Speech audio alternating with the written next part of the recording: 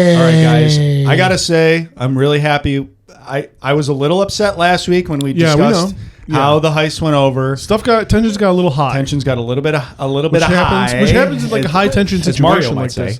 Yeah, as Mario might say. Tensions got a little bit high. Oh, yeah. That's a good Mario. I'm working on it. I know that we talked about my impressions a couple weeks ago, and I've been really taking it to heart and trying to work on new stuff. And I thought that maybe next time we do a heist like this, I could do maybe some kind of undercover thing. You're working on like a series of Marios, though. You're doing Mario from the game.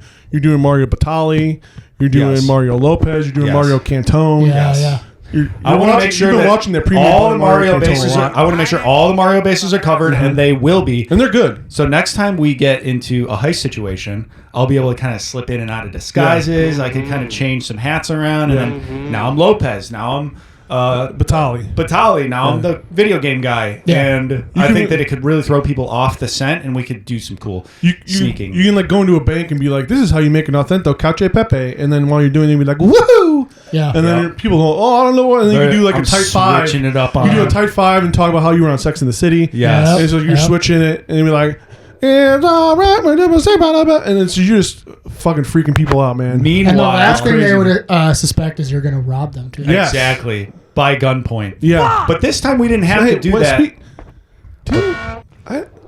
Didn't we used to have like a revolver here? Yeah, right? There was a revolver here to your house. A loaded gun. There was a loaded gun on the table every other. You gotta keep it loaded. You never know. Yeah.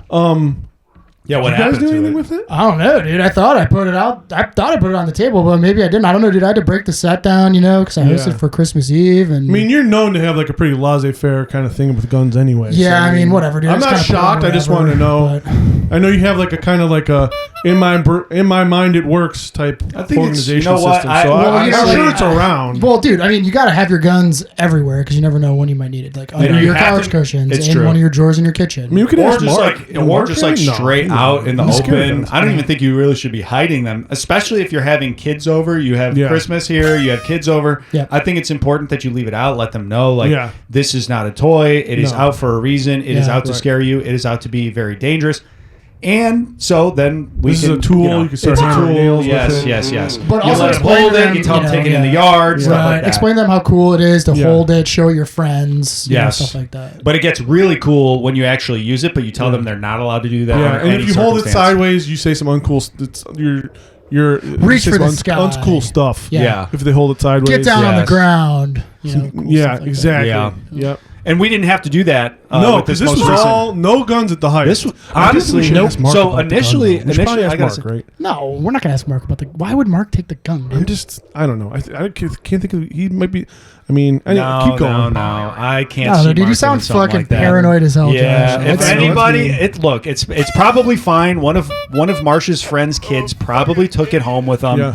It's totally fine. They'll find it in his room. I'll send out a group text message and I'll find the fucking gun, dude. It's fine if we don't have it for backpack right now, innocently. He's going to take it to school. He's going to forget when he takes it to school, as we all have. Yeah, I know. You're always worrying all the time. You really got to get on some meds or something like that. What were you going to say? I interrupted you. I'm sorry. So the heist, obviously it went a little off course, and you guys didn't quite follow my plan. But you could also, but you could say that we adapted well. But yeah, right. Sure. And you know what? I was a little upset. I'm gonna honestly, and I've said this before, and I'll say it again. The true making of a man is somebody who admits that he was wrong. And last week, I let my ego get the best of me, and I took it out on you guys, and I shouldn't have done that. Yeah. Okay? Yeah. I apologize. I shouldn't have, because we made out like bandits, guys. We got all kinds of toys and we got the coolest stuff. We got like blenders and we got so many magic bullets. We got so many. We got a lot of like Popeel stuff. You guys remember them? Like a lot of like apparently they're back. Like the pocket fisherman, the little key finder thing, like the rotisserie thing. Love that. A lot of those like unbreakable knives. Hulk Hogan Thunder Blender. Oh, dude. That was a real throwback. I was expecting one of those. Somebody had to get that in an antique store. Yeah. But it is you guys. Kind of broke it all from what you've told me. I mean, I don't think we. Before I came in, I said, "Is any of that stuff left? We can maybe sell it or hawk it or something." And you guys said that you were hitting it with baseball bats. Well, no, okay. Josh was like, "Hey, dude, wouldn't it be cool if we went on your roof Right, and threw one of these things off your roof? And one thing led to another. We probably shouldn't have thrown 5, 6, 7 things off the roof, but it was fucking super cool. It was so awesome. It was awesome. We took a George Foreman grill and we sandwiched a bunch of fireworks in it. Yep. And we just like lit them and then like, or we lit a couple and then we waited for the grill to get real hot and then we just like tossed it off the roof and this thing fucking exploded. It was so cool. It was fucking like we were gonna think about inviting. So cool. We were thinking about inviting you, but like I was just thinking, man, I would have liked to have seen something like that. I don't know. We just like we thought it might scare you, and I typically have a little bit more free time than you guys, so I was probably free at the time. Well, that's probably why we were just kind of like it's kind of like our way of knocking off and having a beer, kind of after work type deal. Well, at risk of losing my temper on stream again, which I won't do. Oh yeah, please don't. Yeah, don't. I will say that please don't. It's awkward for everybody. The silver lining in this entire situation is that you guys were smart. Oh yeah, and we did make out with $850 of gift cards. Yeah, get that assorted gift cards for everybody. Guys, folks, in this case right here, we have $850 of assorted gift cards. What? I'm talking, guys. I was flipping through these. I took out the stack. It's a fat stack, guys. I mean, we're talking like a 2 stack. Yeah. I'm flipping through them. I'm seeing McDonald's, Burger King, Chipotle, Radio Shack, Orange Julius, Dairy Queen. Yep. I saw this one's huge. Yep. This one's huge. I saw the Orange Julius A&W KFC triple combo. Oh yeah, that's great. You can use it everywhere. You can use it at any of all those. 3 places. That's so crazy. Yeah, you want to do like a bang bang? You can go get like a fried chicken sandwich, and you can go get a fucking milkshake. That's awesome. You get a root beer. Yeah. Get a chili dog. Yep. It's like I love like the Cheesecake Factory, Spencer's Gifts, Jamba Juice ones. You can get a smoothie. Yep. Go buy like a novelty vibrator, and then you go to Cheesecake Factory and top it all off with this like a bananas Foster cheesecake. Like I know for me personally, well, you play with like your I'm over 40 like dick pill mug. Yep. I know for me personally, every time I buy a piece of Scarface memorabilia, like a lampshade or a poster or like a light up like lamp with like a big or like a light up like one of those lava lamps. No, not lava lamp. What's the thing? It's like the blue light thing. Lamp. You know what I mean? Lamp. Yeah, it's like those like a velvet painting. Yeah, like a velvet painting, but you put blue light on it. It's like really shiny. Yeah. But it's Scarface, but his head is actually like a pot leaf. Yeah. Dude, pot really face. Cool. Yeah, pot face. Yep. Every time I buy a piece of Scarface memorabilia from Spencer's Gifts, I do get hungry immediately. And now with that kind of combination, I have options. Yeah, I mean, because you got, again, Jamba Juice. You can go to Long John Silver's. You can go to Applebee's. You can go to, let's start naming more chain restaurants. Yeah. I'm more excited to go to Which is crazy because I didn't know those places were like in business still together. Yeah, there might be an Applebee's within 15 miles of here. Then we might have to go to Central Illinois to go to an Applebee's, but it's worth it because it's free. Okay, it is free. But you were also saying that your cousin... I called my cousin up, my finance cousin. Yeah, finance bro. Thank you so much, cousin Mike. I called him up. I said, listen, I'm sitting on $850 cold, hard plastic cash. These are gift cards for assorted places. Some places I think actually went out of business a few years ago. But then they come back. That doesn't mean that they're dead. Right. It just means that they're in hibernation. That's basically what he told me. Exactly. And he told me that he said that these things right here, they're like, we're sitting on plastic bars of gold. He said these things will do nothing but appreciate value. If we sit on these for long enough, they gain interest. Yep. Gift cards gain interest. Yep. And he said in 10, 15 years, we could be sitting on, he said $15,000, $20,000. So how does that... Come on, that's awesome. Isn't that incredible? Huge. So I trust your cousin. He's a certified number seller. Yeah. He sells all kinds of numbers. And okay, so he sells numbers. So he's just saying, like, you go to he's like, hey, I got a 7 for you. If somebody comes in and they say, listen, I want 2 42s, I want a 7 and a 65. Yeah. And he'll sell those? He's licensed to sell those. I can't even wrap my head around that. I guess I don't really fully understand it either. I kind of smile and nod when he tries to explain his job to me. He told you that these will appreciate in value. Yes. Fuck yeah, they will. We're basically sitting on literal physical pieces of Bitcoin. So we might have like $5,000 worth of a Cheesecake Factory gift card in 10 years. Yeah, we just have to wait. That's actually, because if you think about it, there might be like a drug lord around here that wants to take his family out for like a birthday dinner. Yeah. Dude. And he's going to want to ball out. Bro, I said, dude, gift cards are the same as bearer bonds, dude. Like this is literally the heat heist, You're just right. all over. You guys are right. We kind of took They're the literally long. the same thing. We took the long route, and it wasn't quite as cool and quite as fashionable. No, but some might say it was complete chaos and like a really shitty plan. But like, no, I would say the plan was actually the plan was good. Yeah, but the people that are fucking saying that are sure as shit not going to fucking Sharper Image, buying a fucking foot scrubber, and then going to fucking A&W getting a goddamn Sunday. Guy in the group, things would have gone a lot smoother. But that's a good day. We can't. You know, things why happen. Focus on what could have been. You know what? You guys really came out. We can focus on what's gonna be. Yeah, dude. That's right. And in 10, 15 years, goddamn loot. In 10 or 15 years, you guys and me, we're going to be driving around in brand new Toyota used cars. Yeah. We are going to be able to certified pre-owned. Yeah. We are going to be able to take our partners to a middle/high class restaurant. Yep. One where a burger probably costs like $20. $20. You know it's good, but it will be good. It will be. And really you can good. tell your friends. Oh, you can ask your friends, "Have you been there yet?" And then they'll always say no. Yeah. And then you can be like, "Oh my God, you got to go." Yeah. This guy has That could be us in 10 years.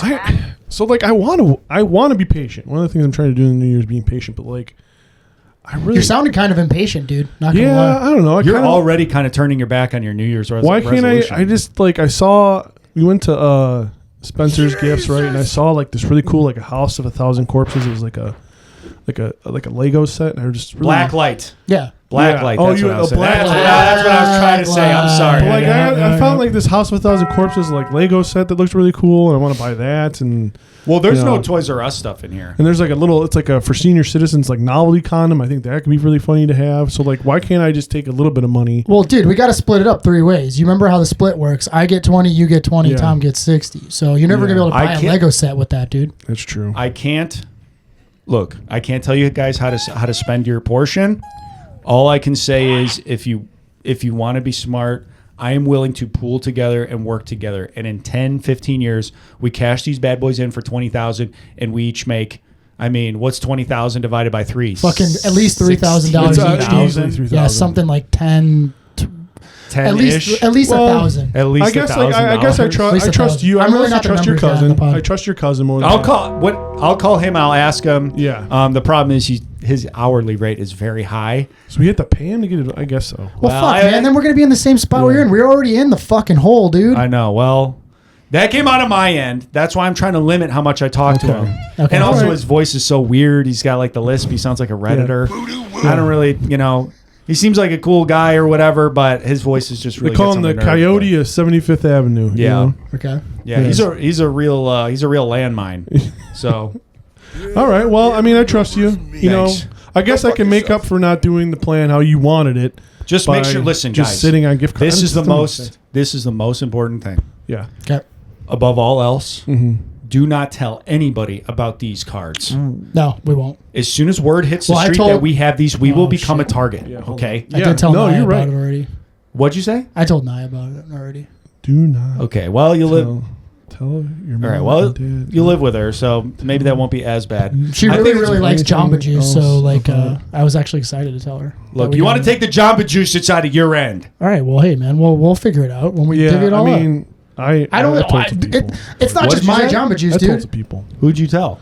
I got some friends, some cool people that I met, on the bus. And who the fuck random people on the bus, dude? Just people that were reading the paper and they were reading like the opinion section. I was like, oh hey, look at the editorial and let's keep talking. They didn't really want to talk to me, I don't think, but I was just having a bad day. All it takes for you to admit that you committed a felony is for some people to be reading the opinion paper on the bus. Yeah, I'm trying to be more friendly, And I wanted to tell them, see if we have stuff in common. And they were like, well, what have you been up to lately? And I said, well, I just did this heist at a post office and used my friends' names and this is the stuff we got. You gave him my name? Yeah, I told him, I gave him your names, addresses, your phone numbers. Come to think about it, this guy was How would that even fucking relate to them? How would you even have anything in common about that? Well, no, because, come to think of it, this dude, when I was talking to him, I kept hearing sound like a little tiny, like he was listening to a podcast. Must have been like he was listening to a NYPD Blue podcast or something like that, because I kept saying man, they got podcasts for fucking they do, dude. They really do. 10-4 squad car 6-3 are gonna go down to Western. So it kept being it must have been listening to something like that. What was he wearing? Do you remember? He's in regular clothes. He had like a blue hat on, with like a gold buckle on it. He had some blue pants with a black belt. He had like a like in karate. Yeah, like a karate. And no, like Marsh, I don't think they was going to karate class. I asked him about that too, and he said, "Well, they teach us that at the academy." He had like this really thick vest. It was cold out, so I was like, "Oh, you got like a puffer vest." Yeah, it is cold. That makes sense. And he had, he had a patch, and I think like someone he knows must be a police officer or something, because it said like current on duty Chicago police officer, like patch on his shoulder. I was asking him about that, and he said, "Yeah, I actually make patches to tell you they're on duty, and you told them anyway." Yeah, kind of sounds like you're describing a cop, dude. Oh. Yeah. Why would he have a patch that says on duty police officer if it was his friend's on duty police officer patch? Friends share clothes. We share clothes. I can't share clothes with you. No, that's true. I feel like that's a little demeaning. Yeah. That's kind of fucked up you said that, dude. Yeah, it kind of sucks, man. Hey, let's just think about it like this. No, he's actually said he's going to come here like later. He said he's going to... I told him we're recording. He said he's going to come and hang out.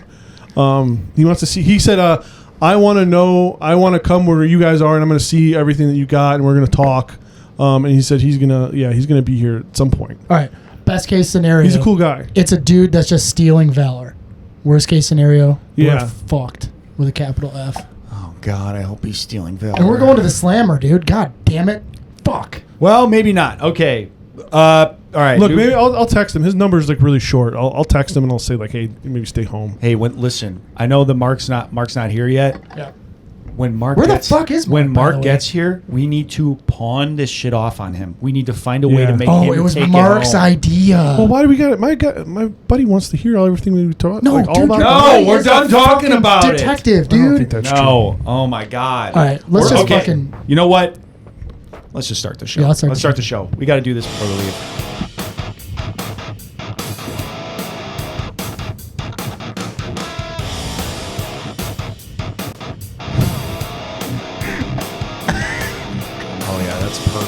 Oh, you make it dance a little bit.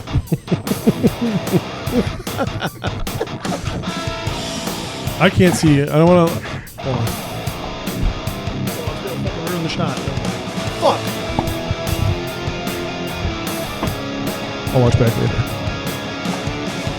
This is a really long intro. We might want to snip this intro I down. think we have to. It rocks. I feel like it gets longer and longer. We should probably clip it. Welcome to About That Action.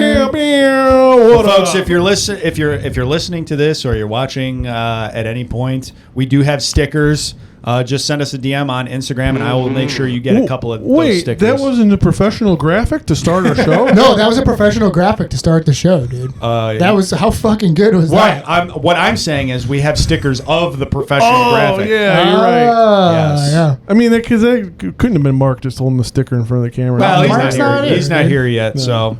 That was actually my arm. It's got really long. He seemed really mad the other day too. Dude, I know he was because pissed. he was like kind of getting shifty and like weird, and he kept grew talking to himself, smacking himself. He grew in the like head. a thin mustache, which was strange. Yeah, dude. And it's like all we really asked for him to do is like bring me coffee, make sure there's plenty of water down here.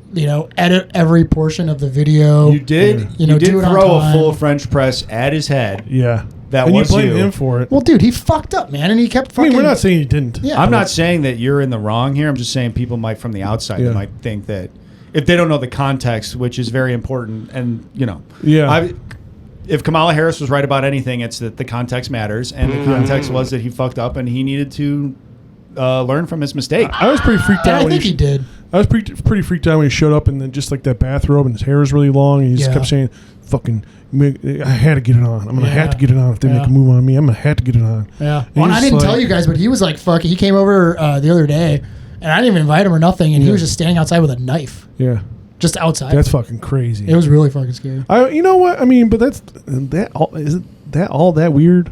No, not really. I've done that before. Yeah, me too. Yeah, I've done that too. I feel like he's, we'll see. Hopefully he's not disgruntled or anything. No, but I don't think fucking so. fine. I mean, we're pretty nice to him, and we pay him pretty well. Hey, if you don't get a full French press thrown at you every once in a while, how do you know you're doing a good job or not? Yeah. At least you're on people's That's literally minds. just what friends do. That's just how good bosses get their workers to do, good work. I'm sorry it's that positive reinforcement. I mean, we live in this Gen Z woke bullshit era where like you're not allowed to like harass your friends. You're not allowed to like motivate people anymore. Yeah. You're not allowed to. You're not allowed to psychologically manipulate and abuse your friends into thinking they're your friend. Yeah. So they can keep you around and psychologically torture you. Like, what the fuck is this? That's stupid. What world is this? I mean, Joe Rogan was right, dude. Woke is literally the worst thing that's happening in society right now, and we need to continue the war on woke. Fucking A. It's like scary, and we're doing that. This is one of the forward operating bases for the war on woke, the About That Action podcast. Sergeant at Arms. Sergeants at Arms. The big for duty, sir. Reporting for duty. Hate woke so much. Tim Dillon reporting for duty, sir. What's the fucking guy that always looks like he's crying? I don't know. Jordan Peterson? Yeah, Jordan Peterson reporting for duty, sir. Oh, Arthur. Just fucking breaking down tears because all you eat is pot roast. All you eat is beef tenderloin. Dude, I would love hormones are whack. Dude, I would eat pot roast like every day. But it doesn't matter. This is fucking good. Because this is About That Action, folks, and we're back. Yeah. We're back. We're on the horn, everybody. I'm Josh, the big dog. I'm Tom. I don't do the whole catchphrase thing. You don't. And I'm Marshky Marsh, otherwise known as GR76 42069. Chomper, Magnus comes loudly. P. Zoch, the Drop Master, Christmas, Master of the idea of Heist. Christmas. I am the thought of Christmas. I am the manifestation of Christmas. I've also been called, the Sticky Bandit. And that's about it. Anyway, we're back with the final of the heist block. And what a block it's for now. been. And what a block it has been. Yeah. Obviously we could probably keep going on and on, but we like to, if it's not a full series, guys, we like to keep it to like a tight 3 movies. Yeah. That's really the key number. 3 movies, 3 white guys podcasting. Which has, again, never been done before. Yep. Which is good. Just 3 white guys talking about movies. It's like, I can't believe this is like such a niche market that's never been, it's really an untapped market. It's really like it's an oil field that has not been discovered. And as soon as the money rolls in, we will no longer have to rob the U.S. Postal Service for gift cards. To feed our families. They go home to Mel and it's like, hey, so like we're good now. That would actually be kind of dope if you were just like, what do you want tonight? And you pulled out like 5 gift cards like a fucking blackjack. I do. Take your pick, baby. You're like a magician. Pick one. Let's just say things are turning around for us. So this heist block has been interesting. We've done, I don't know, arguably our best movie, critically, like he is probably maybe the best movie we've ever done. The best movie we've ever done. The lowest viewership so far. That's crazy. Yeah. Viewership or listenership? You guys voted for it, and then you didn't listen to it. Pretty incredible. This is the last. This is why democracy can't and shouldn't work. We will not be doing votes anymore because of this. I mean, I'm going to say that, like, we're going to do more votes. I'm sure that the Christmas. No more voting. No more voting, dude. I'm done with voting. We're not rocking the vote anymore. No. I'd say Heat is on par with a Highlander Vote or die. for me, as far as, like, quality goes. There's, like, Heat and then there's Highlander. Yeah, the 2 H's. Which I think is the only Waingro, Kurgan. Waingro and Kurgan are pretty similar. Yeah, that is true. They're both like just total agents of chaos. They both assault a sex worker ostensibly. Like he probably True. Kurgan probably beats up Candy, right? We don't know that. No, he might have treated her pretty well. Actually, that'd be really funny if he was like, he might have been a real rodeo rider, a real hot dog. Could have been a real rodeo rider, real hot dog. I'm thinking of like the situation where like Kurgan is picked up instead of Waingro to join the heist. We are 23 minutes into this episode and we haven't mentioned what movie we watched. Folks, today we are covering The Italian Job from 2002. Yeah. 2003. The Mark Wahlberg, Charlize Theron. I don't know, it's not a two-hander, but the Charlize Theron, Mark Wahlberg led. It's really an ensemble. I don't know, dude. Mark riding the Ocean's 11. It is 100% an ensemble. One of my biggest notes for this was like Mark Wahlberg is like really like dialed back, and he really shares the screen with everybody. In this fucking movie. Yeah, he's just kind of boring, just kind of relaxed. He's really, I don't know. I wanted to talk about him because like. Has there ever been... Josh is always wanting to talk about him. He's always finding a way to interject that into conversation. We were like, how's Christmas? I was like, that Mark Wahlberg wakes up at 4 a.m. every day, and so like, there's no way Santa can come to his house. Mark Wahlberg wakes up at 2 o'clock in the morning every day, and he goes to sleep at 4 p.m. Yep. It's crazy when that fucking like morning routine. It's like 4 a.m. is fucking ridiculous. Yeah, there's no way he prays for like 45 minutes or something. Fucking what a fucking. There's no way, dude. You can't do that. There's no way. It's impossible to wake up at 4 a.m. It's not even a real time. If you're waking up before 10:30 a.m. on any given day, I don't believe you, because there's no way I could do it. I gotta work at noon tomorrow. This is ridiculous. I can't believe my boss is doing this to me. So do you think this is when he still thought? Because he doesn't do The Fighter, which is like his most critically acclaimed role, right? Yeah, I love that movie. I just found Globe. I just found out that I had a copy of The Fighter that I rented from Netflix back when they still sent DVDs, and it was in a box at my parents' house this entire time. You owe them $1 million. I owe them it went to collections, dude. Ted Sarandos is fucking Dog the Bounty Hunter's coming to your house collecting. The big bad dog. Here's some smokes, bro. I get shot 61 times over an old copy of The Fighter for DVD. Hey man, when you ow, dude. Yeah. Mr. Sarandos, we got no such thing as a free lunch. No such thing as a free The Fighter DVD. Next thing you know, they're going to want to give kids The Fighter DVDs at school that their parents can't afford them. Nope. Not on my watch. Never. State representatives today voted on a bill that would provide a free copy of The Fighter to all public school students. That's why Joe Rogan hates Tim Waltz so much. It's because he wanted to sign a bill that gave all the kids in public schools a copy of The Fighter. Put a copy of The Fighter in all bathrooms. God damn it. Kids are like, what the fuck is this? This is his favorite. It's just Tim Walz's like favorite movie. He was like, we're going to put it in all the bathrooms. It's a good Donald Trump cautionary trying tale. to think of a riff and he can't do it. He's like, Mickey Ward Waltz. I don't know. I don't have it. Yeah, I lost it, folks. I don't have it anymore. No more juice. Look, everything's. I'm slowly rolling downhill this term. He's got nothing to say. He's like Mark Wahlberg's weird in this. I think because he's so reserved and dialed down. I think because this is way pre the fight. The Fighter's like 2010 or some shit like that, right? Yeah, probably around there. Man. So maybe a little later, but so he's still doing. I mean, he did. This is around Planet of the Apes. Tim Burton Planet of the Apes. Yeah, it's probably 5 years after that. 3 years before The Departed. 3 years before the. Okay, so Departed also. So Departed is probably like maybe the kickoff of him trying to be like an award-winning actor, right? Yeah, he was awesome in The Departed. He's good in The Departed. He's good in The Fighter too. Like he's not. He's just.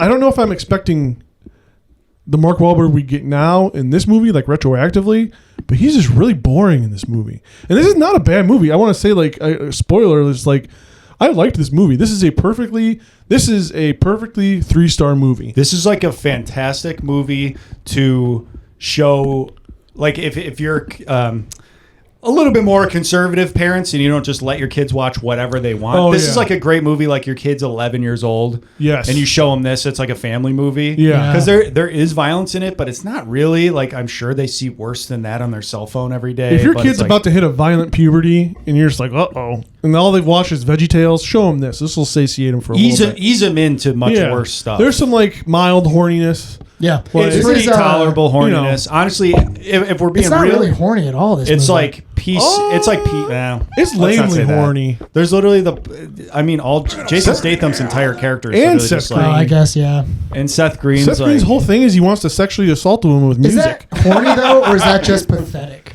Oh, it's both. There's Seth almost Green no pathetic. difference if we're being honest. I mean, when it comes to Seth Green's character, hand in this is hand. both for sure. He sucks. That character sucks in this movie, but we'll get to that. But like the Mark Wahlberg struck me as particularly wooden and flat, and he's not as opposed to what we're gonna get down the line. I think Departed definitely unlocks. Yeah, like that kind of like the. I think he has to be a guy that just be a lot more. He has aggro. to be a lot more aggro. He needs to have. And this is not an aggro no, guy. it's not. He does not read as a mastermind. He does not read as a mastermind. I agree. No, yes. Yeah, no charm. He doesn't have a lot of charm in him. He plays a good badass. I don't know if he plays a good like smart heist charming guy. You don't think that this guy can like haul off and punch like someone in the face? The movie we watched where it was like was it Gyllenhaal for? Yeah, it was Gyllenhaal Prince for of Prince Persia? of Persia. Prince of Persia, yeah. Where we were like, he plays a great incel. Yes, for sure. Plays a great creepy incel somehow, despite being handsome. Yeah, and he should never be a leading man. Yeah. Mark Wahlberg plays a great kind of like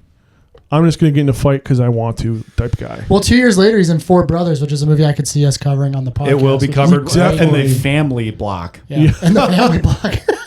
Suburban Commando. Stick around, everybody. We will be Four Brothers. rolling the 20-sided die. Brother block. Well, there's a lot there, dude. We could cover The Accountant 2. We could cover Die Hard 6, 5, Oh, 4. man, that's like the worst one with his 5. son.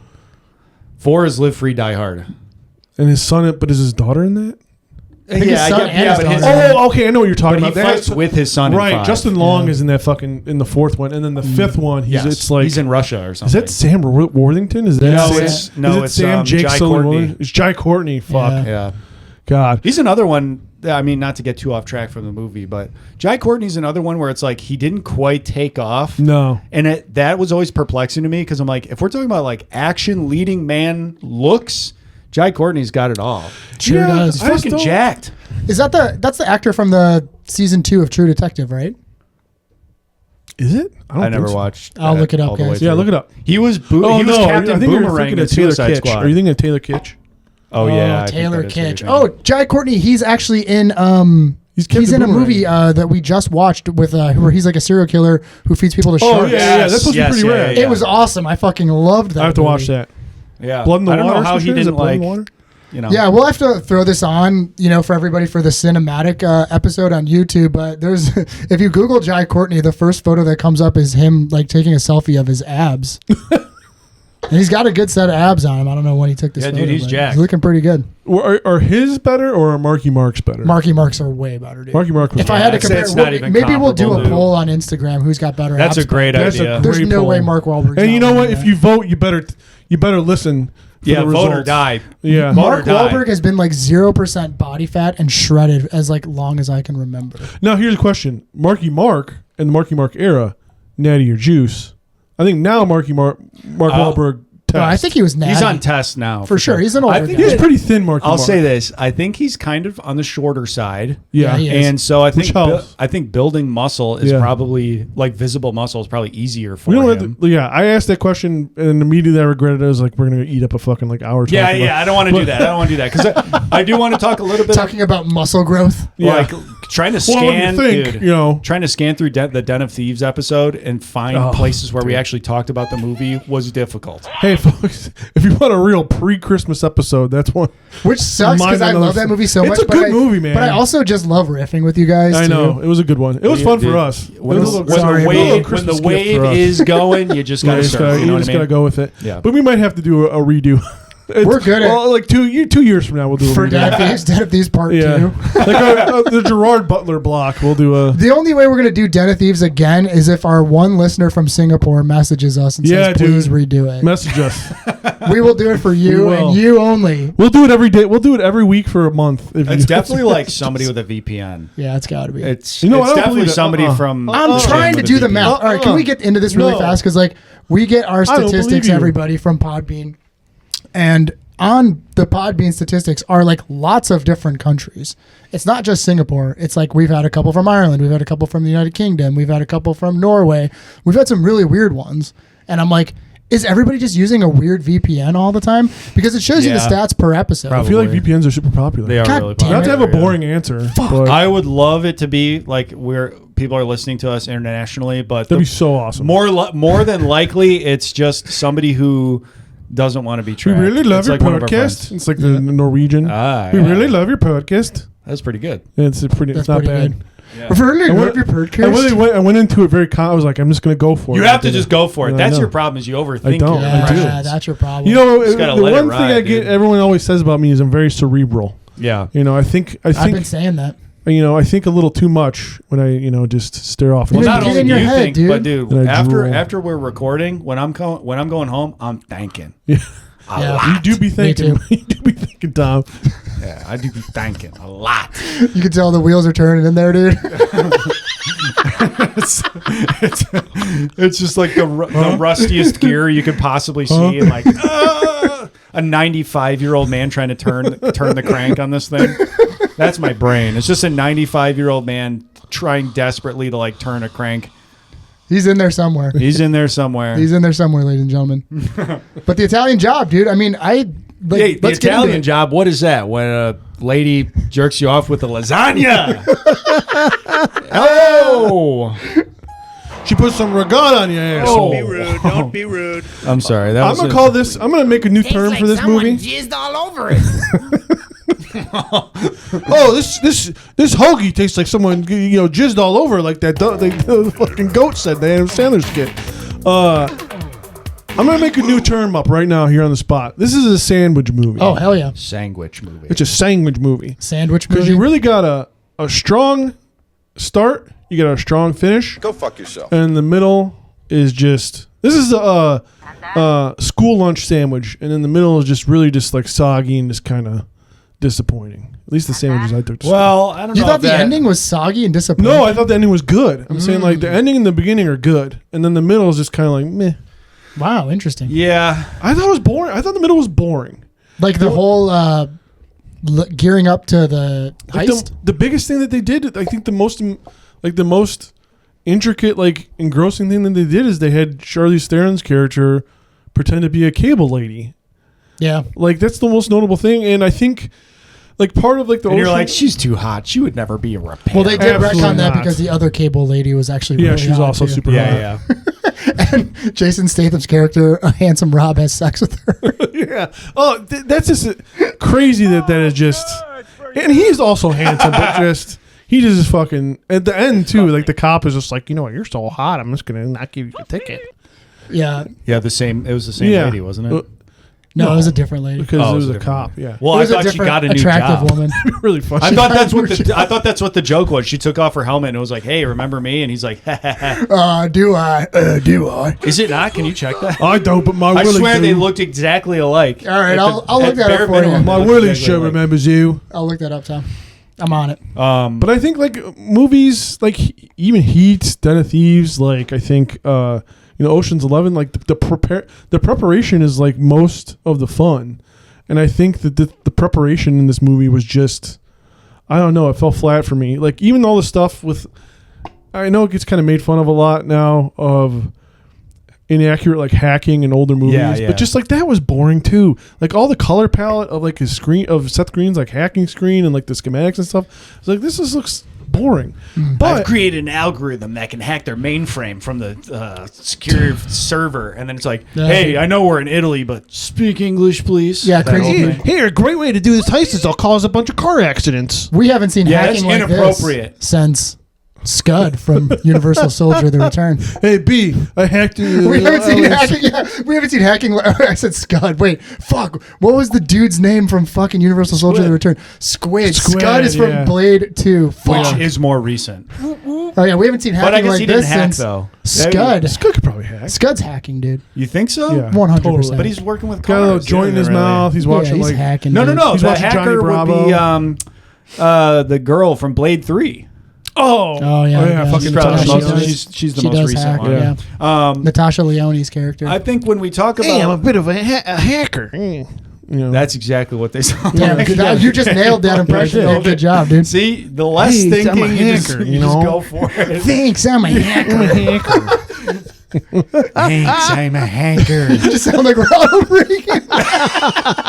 Well, I'm gonna hack it. Mommy, Jelly beans hack into the mainframe. let me have an IBM. Dude, he would tell his dog. He would expect his dog to hack into the mainframe too. The last like 4 years of his presidency, he's like, "Well, Jelly Bean, it's time to hack into the mainframe." Apparently, dogs can't have jelly beans, Mommy.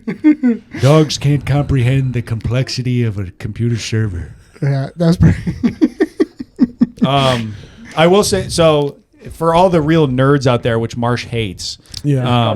Disgusting. Nurse says he wants to go on a swirly tour and just We find all of our already- nerd listeners and fucking put their head in the toilet. That might be fun when we finally do a live show. Let's get a toilet on stage, and then Marsh can put their heads in it. Oh god, that would be amazing. Like a dunk tank, dude. Oh my god. Yeah. Our fucking fucking- freak listeners will Anytime want somebody fucking raise their mentions hands. fucking First Pokemon or fucking Yu-Gi-Oh Yeah. or Gundam or whatever, you're going right in the fucking toilet, dude. One of the comic Not book on my store watch. when I was still living at home. Not on my watch. The comic book store I went to, they also had like a card game like section in the back, like board game section in the back. And there was this like really losery looking like 12-year-old sitting there by himself. Hell yeah. You beat the shit out of that kid, right? mentally. He comes up to my brother, and my brother's just like 11. You put your hand out and fucking crushed his mind. yeah. I did a Jedi Order 66 or whatever it was. Awesome, dude. Him acting like he didn't know that's what it was called. What? The Order 60. You were like, no, I fucking yeah, the knew. Jedi, whatever. I know what that Order is. 66. I like Star Wars. When Moondai died in the ship. I only said whatever Order, because I didn't know if I got the actual number right. I know what the Order 66 is when they killed all the Padawans. I thought Order 66 is when they killed the kids. Yeah, it is. Yeah, and then all the Jedi. Yeah, They I killed remember all that. the Jedi, including Dude, the Padawans. fucking love that movie, dude. Dude, you're Love it. You're going in the tank, dude. You're going in the tank. Why am I going in Ipso the tank? facto, you can't be like pointing fingers at Pokemon and Yu-Gi-Oh and then be like, no, I love Yes, Star I can Wars. because there's a supremacy to nerddom. No, I don't think so. This little think nerdy so, 12-year-old at the comic book store comes up to my brother, who's the last person you want to talk to in public, and he goes, Very true. Goes, you want to play Yu-Gi-Oh with me? And like we're just like, no. And he goes, no one likes Yu-Gi-Oh. And he like sulks back to his chair, like, oh damn, your fucking life sucks, kid. Damn, It's dude. only gonna get worse from here, brother. I don't know, dude. That shit's kind of getting popular. There's a guy I went to high school with, and he's like a card collector now, and he collects like Yu-Gi-Oh. Yeah, And he like opens them on stream and stuff. Hey, guy, real cool. Yeah, it's really popular. Actually, you know what? Everybody, like, Not cool for like all of video our games and streamer fucking friends, we're going to action open movies. up 20 Yu-Gi-Oh packets on the stream in It would 20 honestly minutes. probably be Just pretty our popular. fucking stream just like skyrockets. That When are they going to open up the cards? all the furry Yu-Gi-Oh addicts are just Stop like talking about the movie and open up the the card. furry Yu-Gi-Oh juggalos. Don't worry, are we're just not like- going to talk about the movie, but we're also not going to open up any fucking cards either, you freaks. For real though, I think the first 40 minutes of this movie rock. The heist in Venice is awesome. Oh, it looks great. So like opening heist right away. So like Charlize Theron she wakes up in bed, right? She gets a phone call. She's looking hot. And she's on the phone. Oh, but right before that we see this really nice diamond necklace being put in a nice leather bag. And Charlize Theron gets a call she goes, Daddy, which is weird when an adult woman calls her father Daddy. I do It think is that weird, yeah. also. Yeah. And I call Donald my Sutherland, dad daddy all the time. Dude, R.I.P. Yep. R.I.P. and Ronnie wants you to call him Daddy, and you're just like, I'm not doing that, man. None of us are gonna. I've been calling him daddy. You guys haven't been calling him daddy? No, man, I refuse. He got you to do it. Yeah. I guess if that's what it takes to record down here, but jeez. I'll do He anything threatened to to have tickle it. It's threatened to tickle my belly if I didn't do it. Oh, guys, you both did? I would rather do that than get my belly All tickled. right, I'm gonna have to talk to Ma. But Donald Sutherland, and he's in the same outfit he was in Animal House, where he is like in just the sweater, and he reaches up for the coffee can. You can see his ass. He's in that outfit. Would you like to In smoke public. some pot? Oh, here it is. What a great bit in that movie. Yeah, very. Listeners, check out Animal House from 1979. If you haven't whenever seen came it. out. And he talks to Charlize Theron, and they have a conversation. He's like, I'm going to send you something. And Charlize Theron is basically like, Dad, is this shit you're going to fucking send me illegal? And he goes, no way. It's actually bought and paid for because what I got going on in Venice, Italy, Yep. is going to pay for the diamond necklace. And she's like, I thought you were out, Daddy. And he's like, no, I'm not. He's like, I was, but then he brought me back in. But now I'm going to be out for sure. Yeah, she's like, what about your parole officer? He's like, I've paid my PO officer That his fucking dog, last fuck visit. that piece of shit. He's like, I'm never talking to that guy again. Fucking put his head in the toilet. Yeah. You want to play Yu-Gi-Oh with me at one of my fucking check-ins? And I said, fuck Yeah, you. Fucking dweeb. And she's all worried, and she's like, I don't like this. But he's like, hey, it's all going to be all right. And then he meets up, Donald Sutherland, with Mark Wahlberg, and they're kind of like bantering back and forth like Yeah. they have like a thing. Like He's they like, each you're a other lot. great crook, Charlie, but don't get killed by, blah, blah, blah. You see those columns? That's where they used to string up thieves. It's like, I don't think that's where they did that. Yeah, And I then don't they do like a weird little like bodies like, you could take a swing on me and stuff. I was like, that's just stupid. And You could tell that Obviously. John Bridger is a real dad to Charlie Croker. Charlie Croker, great name. So this movie's based off If of you say things hard enough, it sounds like an insult. Charlie Croker and it's John old British, Bridger. you fucking Charlie Croker. This is based off of like a British movie from the 1970s. Yeah, it's a remake. So definitely Charlie Croker is Starring like the most Michael British name Caine. I've ever fucking heard in my entire life. Charlie this is a Croker. remake? Yeah. Michael Caine's in the original. I've never seen the original. Interesting. I want the original's supposed to be really cool. Yeah. I want to see it. We could have done that, but no, we chose this one. I didn't know that there was an original one. My bad. Well, because this one, I feel like people have forgotten about it, but I feel like this one, for like a period of like 5 years after this movie was released, was like really in the zeitgeist, or maybe I'm just making I that think up. it set the precedent for. Well, like, dude, there was so right? many Movies fucking from Mini then on. Coopers on the goddamn it's street. like after this if movie you've seen a came Mini out. Cooper in America, like you can probably blame this movie. I literally have never seen this movie before, but it's like if you said Italian Job, Mini Cooper is the first thing that pops up. Exactly. Yeah. So like, that's why I wanted to do it, because Josh loves Mini Coopers. I do love does. Mini Cooper. You know what? They're secretly roomy. They're not. They're pretty nice cars. It's true. They are really. And I'm not being they are paid for. I'm strangely not being roomy. paid by Mini at all. We would love to. But hey, you know what? We're gonna watch this. We're gonna actually do a live test drive outside after the show, and it's gonna be me and a Mini Cooper doing donuts in the street Hell yeah. with no seatbelt. Josh drives a Mini Cooper. But like, it's just interesting to me that this movie was so big, and then it just like I don't think anybody really talks about it anymore. I think the heist movie from this era that people talk about for good reasons is the Ocean's movies. Yeah. And I feel like this movie's a really, really good precursor to the Ocean's movies. Well, it's after one, I think. Yeah. Is this after Ocean's 1? Yes, I think it's thought after was Ocean's 1. before. Let's take a look at that. I'll pull Yeah, it up. pull boys. that up, Jamie. But I'll say this. I wanted to preface with this before you guys completely cut me off. But You're right, 2001, so 2 years later. So Goddamn this right. actually steals a bit from Ocean's I 11. don't know. Suppose. It's probably why they made this, because Ocean's 11 was so I think successful. so. with fantasy movies, which we've already covered we've done a fantasy block. With fantasy movies, there's high fantasy and low fantasy. Right. High fantasy is like all the like the people in that universe have observed or been influenced by magic. Low fantasy is like magic is real, but it's so rare that like a layman in that universe may never experience an actual magical event at all. So like Game of Thrones versus Lord of the Rings. Yes, Yeah. 1000%. Very similar, but They both have fantasy elements, but Game of Thrones, it's like fantasy's like kind of rare, right? There's really Magic only a is, like, couple hinted of at. sorcerers or whatever, and it's they like, have to use like it's blood. time has passed in yes. Game of Thrones. And to me, it's like heist movies are similar. There's like low heist and high heist. Yeah. Low heist would be like Heat, where it's literally like we have guns, Yeah. we're gonna rob them at gunpoint, and we have to be in and out in 3 minutes, and it's really simple. The town is like a Right. low.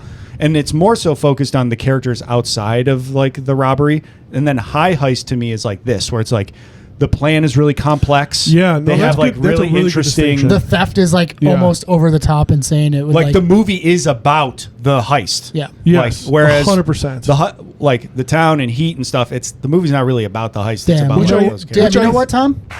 Yeah, that's a really good one. That's good. Great job, Tom. And I think that even more hits the nail on the head. Like my problem with this movie of just like how boring it is in the middle, because it really shines at the heist parts. And I think that even proves even more your point of just like in a movie like this, it's all about the heist. And when you kind of forget or like leave that part out for like whatever the fuck they do in like the middle parts, I think the movie suffers for it. Where I think Ocean's 11 is all about it's always all about the heist, Yeah. and the things revolve around the central planning of like, I mean, the heists are like most of those movies. Den of Yeah. Thieves is kind of a combination of both, because there is like obviously it starts off with like the Heat Yeah. thing where it's like Yeah. them just Yeah. robbing an armored truck, but then when they break into the National whatever Reserve or whatever the fuck, Federal Reserve. that was very like Ocean's 11. Yeah. They get a guy in a box, they get him into there, they're all Yeah. wearing the guard uniforms and this and that. Everything's like really Yeah, tight. it does a good job of both. Yeah, exactly. It's almost, I think another thing, like when you're talking about Heat though too, I think it's weirdly realistic at like how uncomplicated the heists are. yes. It's literally like Which seems counterintuitive when you think about, like, you would think it's like a heist has to be really like thought out and planned, and like, it's like, so you'd think it'd be more like an Ocean's 11 or like an Italian Job, but I don't think it really is. I think No. it all comes down to just like timing and intimidation. True. Yeah. And like, I 'Cause think think of it. I mean, think you of know, it this way: when we go over like how, execute, when we go over the final heist, when they Right. steal back, there's so many moving there's parts. so many moving parts that And have so to be much luck. correct, and also just Yeah. like you're in so many places to get Right. spotted. You're buying so many things for the heist that can be traced Right. back to you. Yeah. It's easier just like we are 4 guys, we all have guns. Yeah. We're gonna run into this bank, Right. take what we can, and get out. Because Yeah. otherwise, it's like the more people I interact with, the more things I buy that can trace back to me, the more places I'm at with cameras, the lower the likelihood I'm gonna get I away mean, with the gang, De Niro's gang in Heat, like the final heist, a couple main parts of that heist are punching people in the face. Yeah. Like it's like, I'm gonna punch this guy in the face. I'm gonna punch him again. Yeah, he because literally I'm gonna keep- punches the bank manager. We're like, there's like right no in the violence face. in this movie, which is so like they do, And they commend themselves for that. and they too. do. They're like, no which is- guns. Sure. So I great. think we should. I think that it's important that we go over the first heist and the last heist in like detail. Because everything in between, so, I don't really care that much. Yeah, it's pretty much just like putting the pieces together. I mean, there's some fun stuff in there. I got plenty of notes, everybody. Just let me know where you want to start. So, first heist is in... So, Donald Sutherland and Mark Wahlberg start, fucking fake punching each other in the cock, and they're like, let's go steal. As men are often do. Absolutely, that's what we do all the time. We do that all the time. We're doing it under the table right now. Yeah. Josh fucking walloped my cock earlier. And Marsh just had to swallow. He just couldn't, Fuck. And hit us with that one, dude. That was me after that, dude. Talk about a trade federation. That's like a goddamn bear paw right to the goddamn twig and berries, my guy. Oh! Right to the Charlie Croker. Oi, my Charlie Crokers! Right, my John Bridges. More to me, handsome Rob. Right in my Lyle. It works for everybody except for Napster. Right in my left ear. Right in my left ear. Right in my Steve. Not Napster. Right in my Steve Frizzetti's. So the first heist is in Venice, and you quickly put together the crew, which is... How cool does Venice look like cinematically for movies? Venice is it's an insane place. Yeah. And we went 2 years ago, or a year ago now. It looks like it shouldn't exist. Yeah, that's exactly the feeling crazy. I had when I was watching. It is like, if you ever get a chance, like I didn't really want to go, but then when we went there, I was like, this is it's bizarre. Like everyone, literally everyone gets around on boats. Everything is like concrete slabs on like these ancient wooden poles that are stuck in like the lagoon dirt. It shouldn't exist. So it's awesome that they did this, and it's awesome that they filmed there. Like one of the reviews for this movie, like the reviews at the time of this movie, said that they really appreciated that a lot of the stuff was practical. So they're really in Venice, like driving those boats around, which is awesome. We'll get to that sequence. It looks crazy. So like you meet the first heist gang, which is Donald Sutherland. Yep. John Bridger, right? Yep. Mark Wahlberg, Charlie Croker. Yes, sir. Mos Def, now Yasin Bey as Left Ear. You have Handsome Rob, Jason Statham. You have Lyle, right? Is that what Lyle Napster, later we call him Napster. Seth Green. Seth Green, huge at this time. And then you have sporting an awesome bad guy mustache. Yep. Edward Norton. You know he's the bad guy as soon as you see him, dude. As soon as he was on screen, I was like, I think he's probably going to fuck them over. I really hope that he chose. He's like, I think this is a a good idea. Yeah. I just would love it because like it looks so awesome. It's at the end, doesn't he? Does he get like the soul patch at the end? He has like I think so. Yeah, the soul patch he like adds to it. Just like he has the mustache at the beginning, and then he gets the soul patch at the end. It's crazy because it's like he plays the villain, and I'm trying to think, has he ever played a villain before? Yeah, like a bad guy. He definitely has. I can't think of it. In the score with Robert De Niro, he also that's another heist movie. He does like turn on Robert De Niro at the end. There's a fucking scene I'm thinking of where it's like I can see him like with yelling. fucking Richard Gere. I know. He's in a movie with Richard Gere where he's the bad guy too. Primal Fear. Yeah, he's a bad guy in a lot of movies. Yeah. Glass Onion. Yeah. Duh. I didn't see it. Did you forget about fucking Glass Onion? How could you? I was kidding. I was trying to make a funny American History X joke, and then Marsh killed it right away. I'm sorry. Before I had any room to breathe. Sorry, Mark. So they're the heist, the Venetian heist crew. Their plan basically is they're going to steal a bunch of gold from this I'm guessing some gangster's apartment, like some Italian, like a Cosa Nostra guy. Yeah. And their plan is basically they boat in, and Edward Norton's already in the apartment. Yeah, he breaks in. He like picks a lock. They had done all the rounds, and they had like done the scheduling. It's like they're gonna be gone for 45 minutes. They pick the lock. He gets in. Edward Norton paints. Seth Green's performance in this is just annoying. He's like, we gotta get our baby. This is our only time to get our baby. And it's like, stop saying fucking baby. Times. He's like, our baby's going to be gone. We're going to paint 2 feet by 6 feet and shut the fuck up, dork. And like, so he's having Mos Def and Edward Norton paint these like very precise squares. And you kind of quickly put together that. And then you see up on the top floor of this apartment building, you see this big ass safe. And you kind of quickly put together, as you see them clipping these like little antenna things, that they're going to blow the floors out.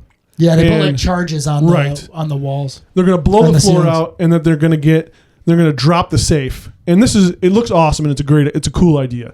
So they time the charges to where the first floor goes, and then the second floor goes right after it, and the safe just falls perfectly through to the bottom where they have a waiting boat. Yeah. And then you see Jason Statham's boat take off as the guards who are guarding this safe are like, "Oh no, my safe is gone," and they go out to my safe. "Oh, mamma mia," and they go out and they're like, "Let me put down my pizza," and they go and they see, "Oh, it's a handsome Rob. He's gonna fuck all my wife and my sister.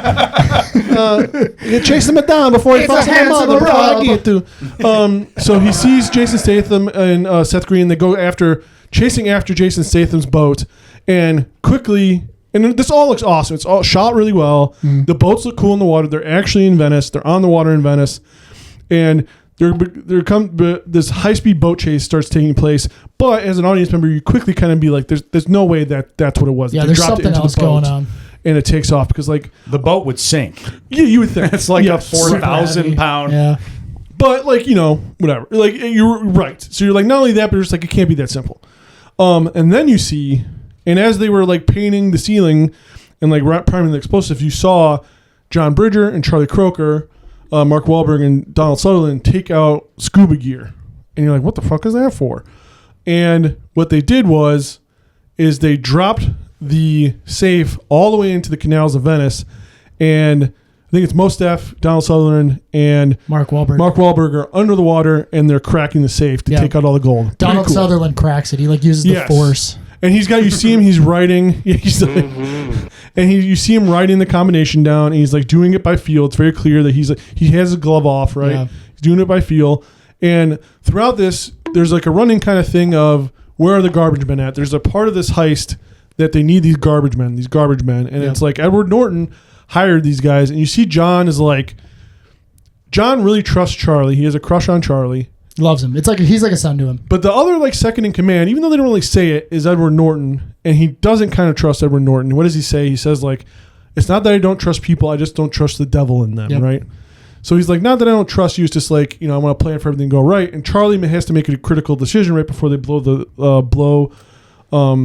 safe out. Is do they want to go on? The garbage men are not in place. Do we want to go on? Charlie makes the executive decision to go on, and you're like, oh, okay, this is gonna fuck it up.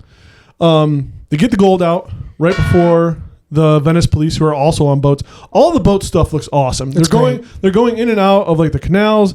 They like Jason Statham, of course, is like this great driver on the boat, and he's like weaving in and out of these canals, and he like does a move to where one of the like boats that's chasing him goes off this thing. Goes off this launches like, ramp. Off of a ramp into like a produce. And these canals are like pretty small. Like I don't know how they did this in real life. It's really cool. I wonder if there's like a behind the scenes thing. And he gets the garbage men actually end up being there, and he kind of threads the needle through these garbage boats, and the one boat gets like trapped on like this like dirt like barge or whatever. It like flies up in the air. Another boat flies up in the air, lands on a dirt barge. They like shear through a canal boat that they like crash right through it. Splits it in half. Think of like a car chase like on the water. Yeah, like I can't describe awesome. it. It's really cool. It got me. I was like, damn, this is gonna be way more fun than I thought it was gonna be. Yeah. This movie's entire, like for my watch, I was like, dude, this movie's entirely based around these chase sequences. Yes, right 100%. Like the one in the beginning and the ultimate one at the end. Which I think the one at the end should have been longer. It's a good 20 minutes of the movie, but I feel like it should have been longer. But we can get to it. Yeah. But this boat's chase sequence, I mean, it's so cool. Check it out. Expertly done. The stuntmen driving the boats. Yeah. It's fucking awesome. Credit to all of them. Yeah. It's like crazy. I wonder. So like. They successfully do the heist. Like they sneak just under. Mamma mia! They snuck just away under the boat, and they have like all the gold on these like on these little like. I think of them from The Rock, the little like the Rock like propeller boat thing, underwater thing. Yeah, like those weird like submersives that they use. Yeah, and I think they say under the water it's like $37 million, which is an insane amount of money. It's a lot of gold. Right, a lot of gold. That's a lot of gold. So Then we cut to, they don't show them getting out of the water, but then it cuts to them celebrating in the Alps. Yeah. I'm guessing. They don't say the Alps, but come on. You're assuming they're in like northern Italy or the Swiss Alps somewhere. Because like, it says Austria, doesn't it? It says Austria, but like Italy's close to Austria. There's like a part of, missed that. Like northern Italy does like butt up against Austria, I think. I can't fucking remember. I don't know geography in any way. Yeah. Anyway, you know what? Especially European geography. None of you are going to fucking look it up, so it does. I don't even know what state touches like Montana. You know what I mean? I had no fucking idea. South Dakota. No joke. Do you think you can name all 50 You could states? say anything you want. Do you think you can name all 50 states? Yes. You think so? I think you could. I can't tell you where they're at, but I can name them all. There's like a Warner for Brothers song about it. It's like, Oh, yeah. Alabama, Fucking, Arkansas, It's from Animaniacs. Yeah. I'm not naming all 50 fucking states. There's no All right, way. let's do it. We're doing it Even live. with the song. Long story short, you can see Edward Norton during the previous heist is kind of fucking annoyed with Donald Sutherland's bullshit. Donald Sutherland sounds like he's about to get on his knees and fucking give Charlie a croaker. And it's like, Oh, Charlie, I love you so he's like, much. Charlie's so He's fucking about to give him an Italian job. Charlie's you know so what I mean? fucking smart. And you know what? What you want from Mark Wahlberg during these scenes is you want Mark Wahlberg to be like fucking just aggro and just fucking. You want him to punch somebody. You want him to like. I don't know. You want him to be in the boat. Oh, you proud of me? He's, Yeah, he's proud of playing me? a little too like boy next door or something. Exactly. He's trying to be smart. This is what a dumb guy's version of like I'm a smart, cold, calculating mastermind, which is like I'm gonna be quiet and boring. Yeah. Like I go home and read books.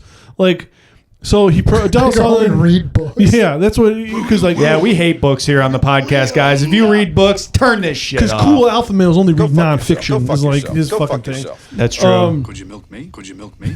So Edward Norton turns on the team. What, dude? I don't know. Just a double milk me guy, I think. It's the double milk. Could you Once, milk not me? that funny. Twice, very funny. It is better sometimes than when you double up on him, dude. Yeah. Hey, Vince, Detective Hannah, do you think you could, milk me? Yeah. I have nipples, I have Hannah. nipples. Can you milk me? I have nipples. And he's got great nipples. I And you milked them all night. Fuck you. Edward Norton, fingers right all around them you got your fingers pinching them, and so lightly milking.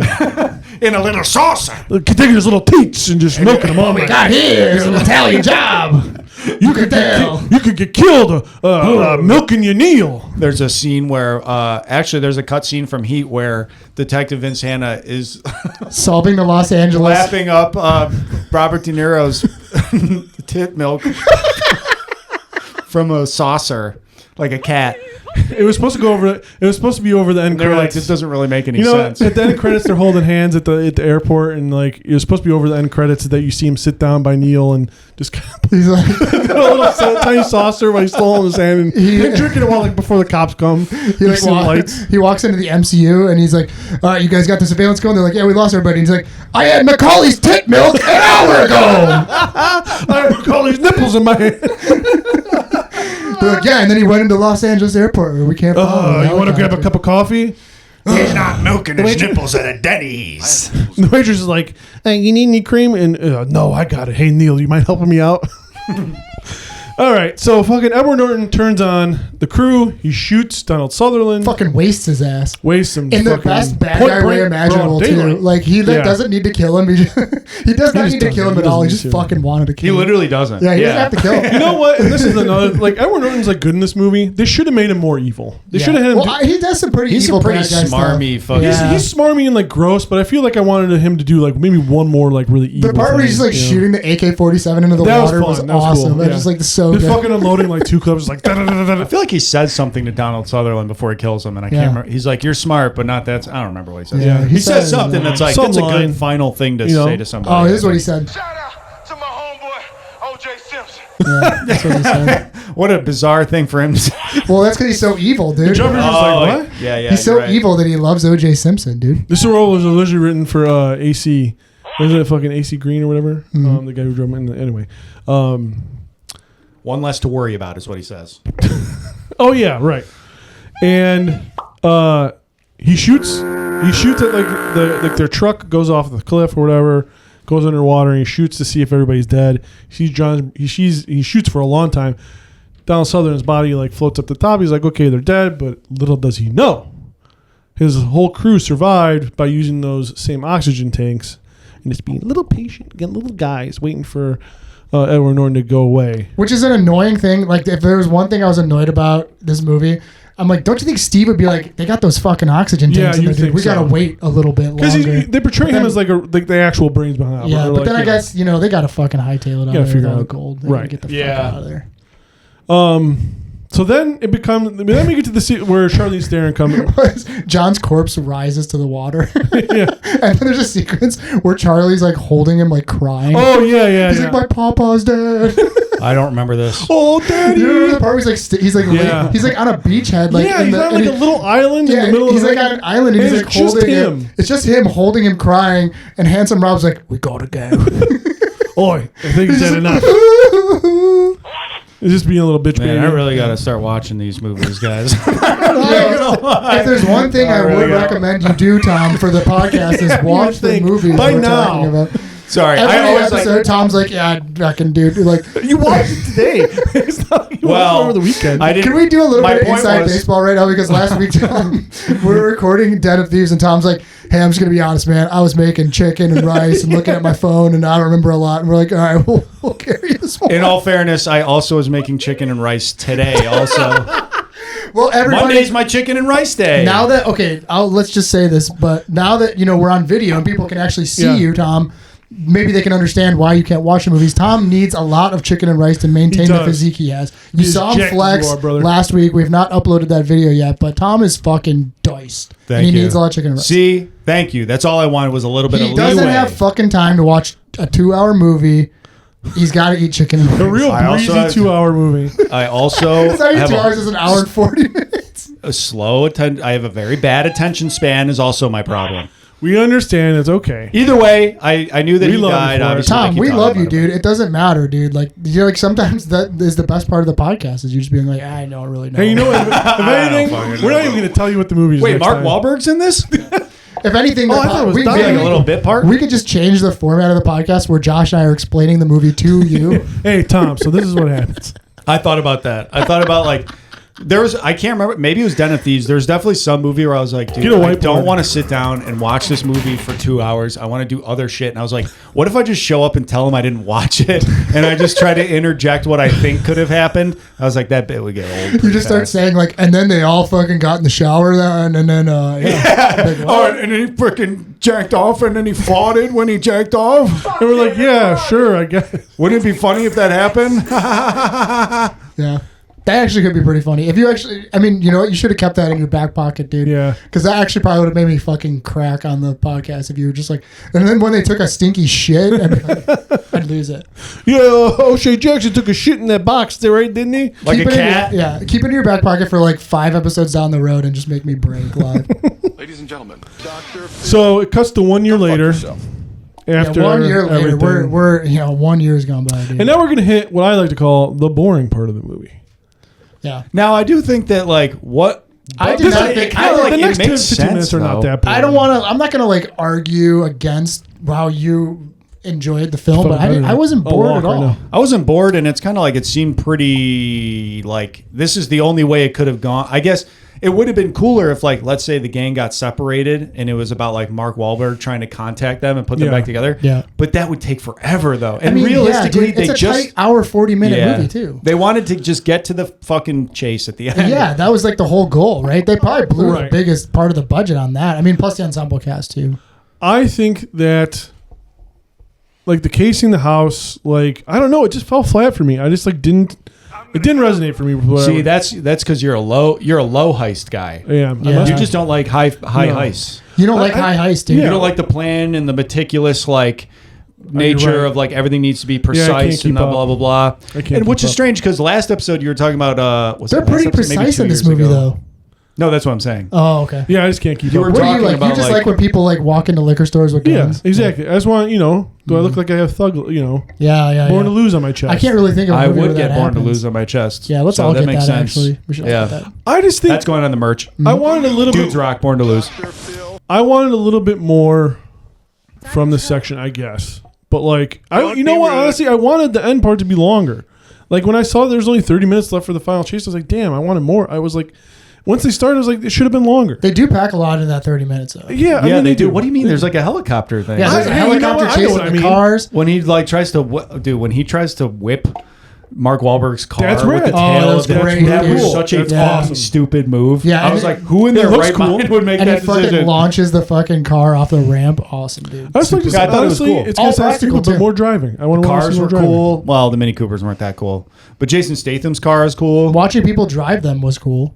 Yeah, the driving was very cool. Yeah, I think part of like the movie. the thing about them like I don't know, just like Jason Statham's being like I guess it's funny sitting in all the Napster stuff I could have fucking got rid of, like fuck that. Well, they got to have some comedic stuff in And there. they gotta have wanted to be as something in there. topical as possible. It's 2003. It makes You know sense. what? I think I didn't like Mark Wahlberg trying to fall in love with Charlize Theron. I thought Yeah, that not sucked. a lot of chemistry there. No, that somehow. sucks. There's Maybe that's mostly what zero I'm talking chemistry about. between the two of them. Maybe That's a that's mostly really what I'm talking ham-fisted about. ending where he's like, and then I found my love in my life, and they're like in the boat together. Like, I don't think so. I feel like I saw more chemistry between Edith and McNeil or Neil McCauley. Absolutely. We failed to mention. So after the heist, when they have the gold before Edward Norton steals it, they're all discussing what they want to do with it, and that plays into the It does. end. Oh yeah, right. Handsome Rob is like, I want a car I can fuck women in. Some It's nice like, I want car. an Aston And then- Martin. yeah, he's like, not a lot women won't do in the front seat of that. Yeah. And then He says a lot of creepy stuff. Seth, Yeah. yeah, I like to milk Robert De Niro, and that's you know. I know a guy named Neil. Let me milk him. Like Bobby Day's wet nips. In me Aston Martin. I'm gonna milk those things raw. I'm going to make him fill up my cup. Dude, Bobby D's Wet Nips is our grindcore band. What the fuck does that mean? And then Seth Green wants a speaker system, and he's like, I want speakers so loud. He's like, I want speakers that are This really is so loud. fucking stupid. Dude, And sucks. Handsome So Rob stupid. is like, what are you, gay? Or whatever. And then Seth Green is like, that so I can blow a woman's clothes off He's with like- it. He's like, now we're talking. Yeah, no, you so little freak. fucking. Oh, yeah. And then like at the Now you're end, horny. just like, I want some books. at the end they like show him like with an attractive woman, and he's like, "No, go stand by the speakers." And then she's like, "Ah!" He He's like, physically it's like so awful. He physically puts her in front of the speaker. He's like, dude, don't fucking touch her, man. I did think about we talked about this on the way here. I was like, if the speakers were loud enough to blow her dude, yeah. clothes off, wouldn't it like rupture It'd her fucking eardrums? blow her eardrum out. Yeah, it would fuck you up. She sues him. He loses like his half of the He loses 37 his million. entire- 27 million. I mean, it would like blow the windows out of your house. Yeah. How could you make it so, if it was so focused to only hit like what's exactly in front of it? Yeah. It would be so powerful that it would like peel the skin off of her Yes. bones. It would Yeah, fucking dude. make her and, eyes like, bleed. we've all seen Back to the Future where Marty turns that amp up to like 10, Yeah. and he blows backwards. And there's a deleted scene where his pants blow off and his huge hog falls out of his pants. His dick's flapping around. He's flying around the room with it. Yeah, Doc, I got another bruise in my leg from fucking Marty. hog hitting it. Marty, I keep don't let Jennifer see your massive hog. It's gonna change the time continuum. Whatever you do, Marty, don't let your mom see your hog. She won't be able to Oh, resist, wrong Marty. But also, like, what is he gonna do with her after? What is he gonna do with this woman after her clothes blow off? Like, you think she's just gonna want to fuck? I don't know. Like, dude. she's gonna be like, Napster, "Oh dude. my god, what happened?" He's like, Napster. he's a fucking. You know what? Here's a better way. Maybe another reason why. I think I kind of the middle part loses me because of the Charlize Theron, Mark Wahlberg stuff, and also I think that there's the group chemistry. While I think the characters were like fun individually, except for fucking Napster. I just didn't grab me the way that like I think I wanted it to. Of just Yeah. like this. None of the this characters group- are really that cool. Yeah, that's what I'm What's the saying. I issue? think I that's- thought they were cool. I liked Mos Def's character. I thought he was fun. He I was just fine. gonna- He was fine. You know, I guess they're trying to do an Ocean's 11, and like I feel like granted, Mos Def's though character didn't really get to shine quite as much as you would hope You for a thought guy he- whose you whole thought thing he is was gonna- demolitions. you thought he was gonna be funnier than he was. He had like I had a bad experience with like the dogs thing. You thought he was gonna do more explosive. It's kind of funny when he goes to see the Skinny Pete or whatever. Like there are parts of the middle that like are fun, but like the Skinny Pete stuff is fun. yeah. The middle parts where it's like the Edward Norton going to like the gold guy. Like I know you need those scenes, but like I just thought that was boring. I don't know. well, without that, then like I know it's set up, but like at the the same time, Chechens wouldn't have been. and the guy just keeps going in this way. Although I do think about this with the gold, like where do you sell that? It's fucking stolen. To a fence. Yeah. The same place you sell your bearer bonds anywhere. I guess. Fences, dude. Fences are the fucking they're the key Fences, to any heist. we love you guys. Yeah. If you're Yeah. a fence and you listen to this show, we'd We love to love have you you, on. dude. We'll blur your face and do the whole like voice thing, and we'll interview you about what it's like to be a fence. Yeah, basically what happened was Robert De Niro came to me, he had a small saucer of his nipple milk, told me to drink up. I actually didn't I said, no thanks. He said, What, am I good enough for you? We got into a big argument. There's a detective down at the station. Only way let me into his crew was if I sucked on his nipples and drank the milk. Yeah, in that gang, there's an initiation where everybody has to breastfeed from Robert De Niro. Now it just sounds like Jesse Ventura. I'm just starting to turn into Jesse Ventura. Well, I totally. My God, Jesse Ventura's offense for Robert De Niro. Well, like in some of those shows where they like try to like hide people's voices, there are some where you can like kind of tell the voice. Yeah, a little bit. You know what I mean? 1000%, So that yeah. actually would be pretty good. You can tell it's Jesse Well, let Ventura. me tell you about Robert De Niro's titty milk. They should have been on the wing girl when he wouldn't breastfeed off of Robert De Niro. Hell yeah. I fucking love this so much, dude. I fucking. You do it all tell day. me. You tell me why they banned Robert De Niro's titty milk in the grocery stores. And yet everybody has to get a vaccine. RFK wants to make raw milk and Robert De Niro's titty milk legal for consumption in the It's United high in States. antioxidants or something. Oh, Well, yeah. you guys love the middle of the movie so much. Tell me, go off on it. I do like the right. part where. Got ya. So we learned that Charlize Theron is like don't make me pull up my notes. is a man. master safe cracker. Yeah. And she doesn't care what's in it. It's like she just is in it for the love of the game. Yep. And she kind of works for the police, like cracking safes. She's like a for- private tech who. don't She's know. like a private like Criminals or security like something? yeah right. And then they call her in because she said the one cop lady's like when we serve subpoenas and stuff like that. Yep. Yeah. And like she's a private like contractor. She runs her own like locksmith security business. Yeah. I like the That's her deal. part where she's cracking. And she's the best. Yeah, she's the She's best. the best. They She's don't the get best. They don't get better than this. She's broad right here. Fucking best. I like the part where she's like cracking the safe for practice in her, I assume, hotel room or whatever, and then Yeah. Marky Mark like barges in and she's in her underwear cracking the safe. Yeah. I'm like, they had to get that in there, didn't they? Yeah, that was crazy. Definitely. And she's like, well, don't look at me. It's like, what the fuck is the point of this? Like she You just wouldn't have be clothes on. like when a lady actually wears, which is like a big T-shirt from yeah, like right. a family yeah, reunion. yeah, right. like Yeah, like her like a giant, a double XL Slayer shirt. yeah, an old boyfriend's like big sweatshirt Yeah, from like 1000%. Mackinac Island. She's like doing homework in like Yeah. lingerie, and she's like, "What are you doing here?" she got full makeup. yeah, Listening to something. She looks very pretty, and it's just like, oh, I'm just practicing my. this is how I always put on stilettos when I crack safes. I always have a black lace bra on when I'm like it has to be real for the moment. Well, she's Yeah. practicing, dude. I mean, come on. You can do whatever you You're want right, in the you're privacy right. of your own home. give her some credit, guys. There's plenty of things I do in my underwear, everywhere in my house. There's plenty I do in a lace bra when I'm by myself. Yeah, duh. Yeah. Duh. But who comes and knocking at her door? Charlie But Croker. the Croak Man himself. The Croak Master. the Croak Man. The Crokinator. The Croak Monsieur. Monsieur. Charlie Croker. Charlie Croquet. And he wants to recruit her. She Charlie on my croaker, dude. The way he'd be Charlie and his croaker, dude. He'd be Charlie in his croaker. Anybody else? He'd be chucking his croaker. Anybody else up Charlie and their croaker?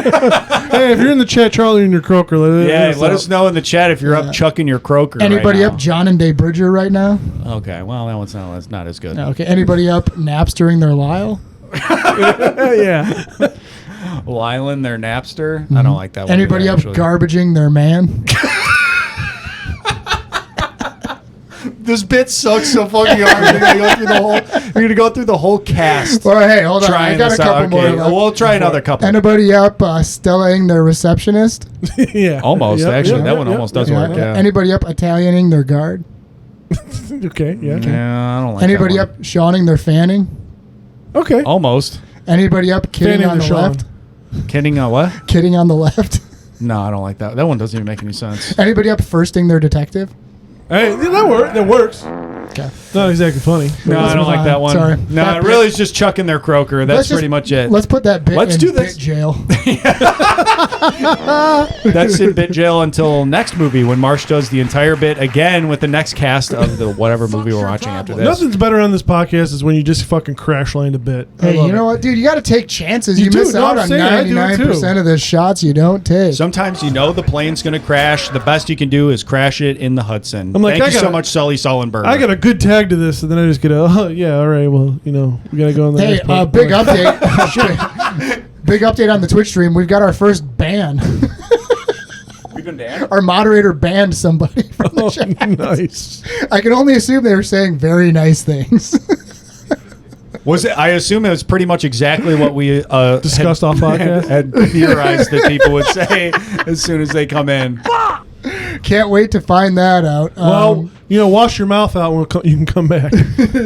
You wash your mouth out with soap, young man.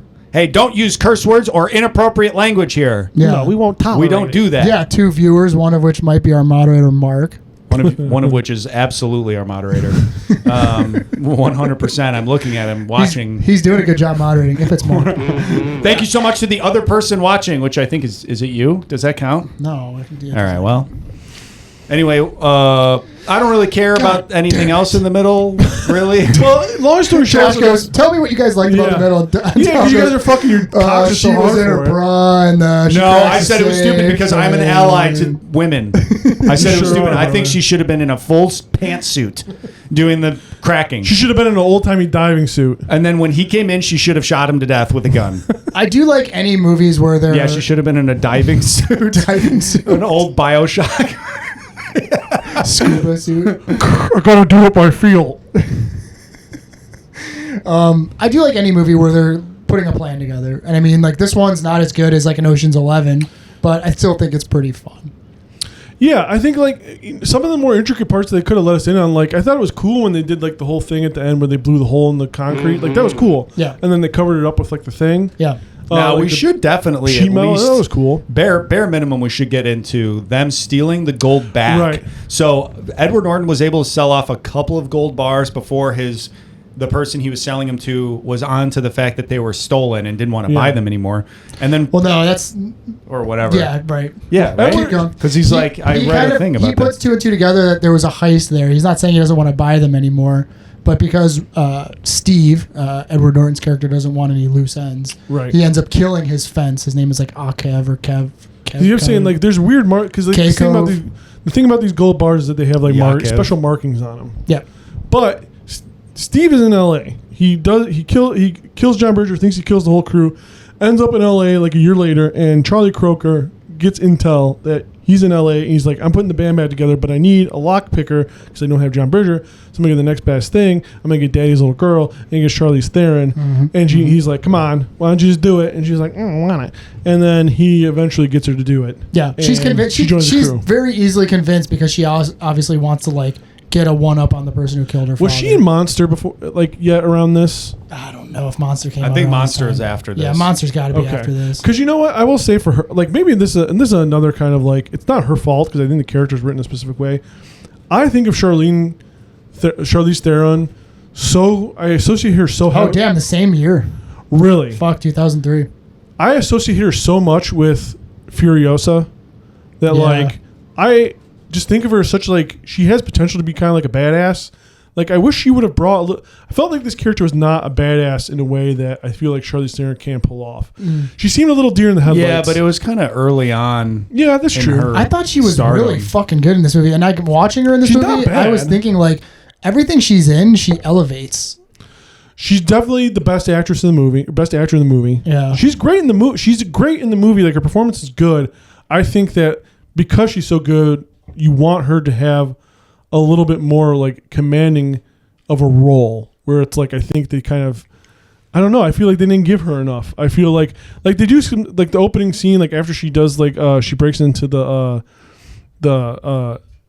fucking vault for the cops, and she's like, you see her driving, and she does like the cool like parallel parking thing. Yeah, she does some cool she does some cool driving in her mini. She's just a little too just like, oh, I don't know if I'm ready for a heist. I was like, I don't know, I would have liked to have seen her pick it up a little bit better. Well, she's not a criminal, you know. She's really doing it for a revenge. It's a revenge. That's true. Angle. Yeah, it is a revenge story. I mean, I'd say like out of all the characters in the movie, she's probably the best and does the most. And I like, now that we're talking about this, Mark Wahlberg, aside from assembling everybody, there's really no moment where you like see him putting anything together. No, Charlie Croker doesn't really do anything. Doesn't do shit. No, he really doesn't do shit. Man, yeah. He doesn't do anything. I mean, he does like, I guess like there's the part with Mos Def where he's like helping him plant the charges. But Mos Def does all the. You're right, but Mos Def does all the work. He's just kind of hanging there with him, and it doesn't show that he's like all that smart. It doesn't show that he's like all that charismatic. Yeah. I mean, he's not really doing anything. You know what? Maybe that's like the fault of the middle is that like Charlie Croker as a character just kind of fucking sucks. Yeah, he's not really doing anything. Everybody He's not else- really. Yeah, he's not funny. He's not No. particularly useful. He doesn't And he's supposed to fight be your anybody. He's kind of like He's not like a great driver. He's kind of like a perfect manager who like puts everybody in Yes. place to do everything, and then he just He's the middle manager. he's He's like taking credit for Yeah. everything at the end of the day. he's a fucking He's like, oh, where are we at with those explosives there, left ear? Yeah. Okay, well, just keep me updated. He's a project manager. I mean, realistically, Seth Green's character, he's Seth Green, literally just a project manager, yeah, dude. he is. Like nothing nothing in this entire heist would happen without Seth Green. Everything relies on Seth Green. They should have given some of Seth Green's like aha moments to Charlie. Yeah. Like how are we gonna do, how are you gonna get because they do the Jason Statham thing where he's like trying to figure out, and this is like pretty funny where they're like, oh, how are we gonna get from Steve's house to where we need to drop off the gold, and they make fun of like LA being like notoriously bad traffic. Like that was funny. The traffic there is so bad, dude. But, It's so fucking bad. Drives me crazy. Have you been to LA? I've never been. I've been to LA a shitload of times. Fucking Really? a friend of mine, he used to live there, and I would visit him every fucking year. I got another friend who lives there. He's actually the dude who did the fucking intro song for us. Do you like LA? I do not. I think it fucking sucks. Interesting. I want to go just because. Yeah, I mean, go and visit Yeah. it. I mean, it's like really spread out. And I don't think it'll be for me, but I want to go. They're like, yeah, dude. It's different, dude. The people on the west. Shout out to our West Coast listeners. They're just built different, I guess. They're just. Yeah. It's like not used to what I'm used No, to. I get that. I like the East Coast better. Like if we're talking to three major cities of North America, New York, Chicago, and Los Angeles, New York would be second. Chicago's the best city. Yeah. You strike And me that's as not just like a homer take either. Like I've been to a lot of places. You strike me as a real Birmingham, Alabama type guy. Yeah, I give that impression to people. Just walking. No, I say. It's only when I'm like in the drive-through of Kentucky Fried Chicken and I throw on my Southern dandy voice. Now listen here. Oh, what I would like is a biscuit. And everybody's like, what the? I would like a large coleslaw. Southern Make it extra gentleman. slappy for me. Make sure you give me some sweet tea. Nah. I would like a bowl, please. You walk in your KFC and you got fake spreaders. You're like, now listen here. Yeah, no, fuck LA. If you're listening to this and you're from LA, Give me an extra crispy. actually, I love you if you're listening to this and you're from LA. Thank you for supporting our podcast. But like Seth Green's whole thing, they really do get. That's a good point, Marsh, that I didn't put together while I was watching. Like, they really do give so much to Seth Green's character to be like the mastermind. It's like that should not be his role. Yeah. He should be given these things. He does end up being He more or does- less. like, He he does does like that. He's the 60%. whole reason why the Yeah. whole. Like, I mean, it's his- Handsome Rob brings the mechanic in, Wrench, which is Yeah, such right. a great nickname for a mechanic. who's also handsome, Yeah, like and a I- handsome guy. And like Jacked, handsome, yeah. Handsome Rob's entire thing is like, I'm the driver. But like everybody drives in the movie, so he Yeah, doesn't really Charlize get nobody's Theron's a bad great at driver. driving. Yeah, everybody's good at driving. Charlize Theron's Yeah, like great introduction driver. was her Yeah. being like fucking whipping around in traffic Yeah. and doing that crazy. And Mark parallel park. Wahlberg's doing a bunch of crazy driving, so it's like he doesn't really have any point of being in the crew at all. Yeah, but I'm the best. I'm the best driver. Yeah, I'm the Okay. driver. Oh, you guys are all pretty good. No. I'm the best. He does have a moment in the movie where he says like, "What's the job?" And I was like, "Dude, that's literally like a meme of Jason Statham." It is 100%. But he's literally I like, don't "What's do- the job?" I don't do jobs I anymore. think he might even honestly, he's like a good driver, but also like his thing might be fucking the ladies. Like he get literally when they have to like get the. He's just face from like he A-Team. yeah, he just is like, you know like what? when they need Becky, the cable woman's badge and key or whatever. He's just like, I'm Did you gonna look go that up fuck. to see if that was the same person? yeah, I did, and it's not. God damn it. Fucking idiot. She Yeah, looks sorry, so lady. similar.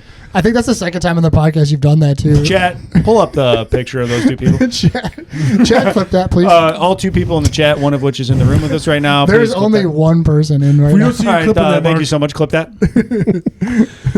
But they should have like to It kind of was. go back. It's one person and then a 16-year-old Who's like, oh, I'm who here. called us names I will not be repeating. Who's here by banned accident, now? sorry. Sorry. They're Damn, it banned. must have been really bad if he got banned. Yeah, banned. I dude. can't wait to hear what it was.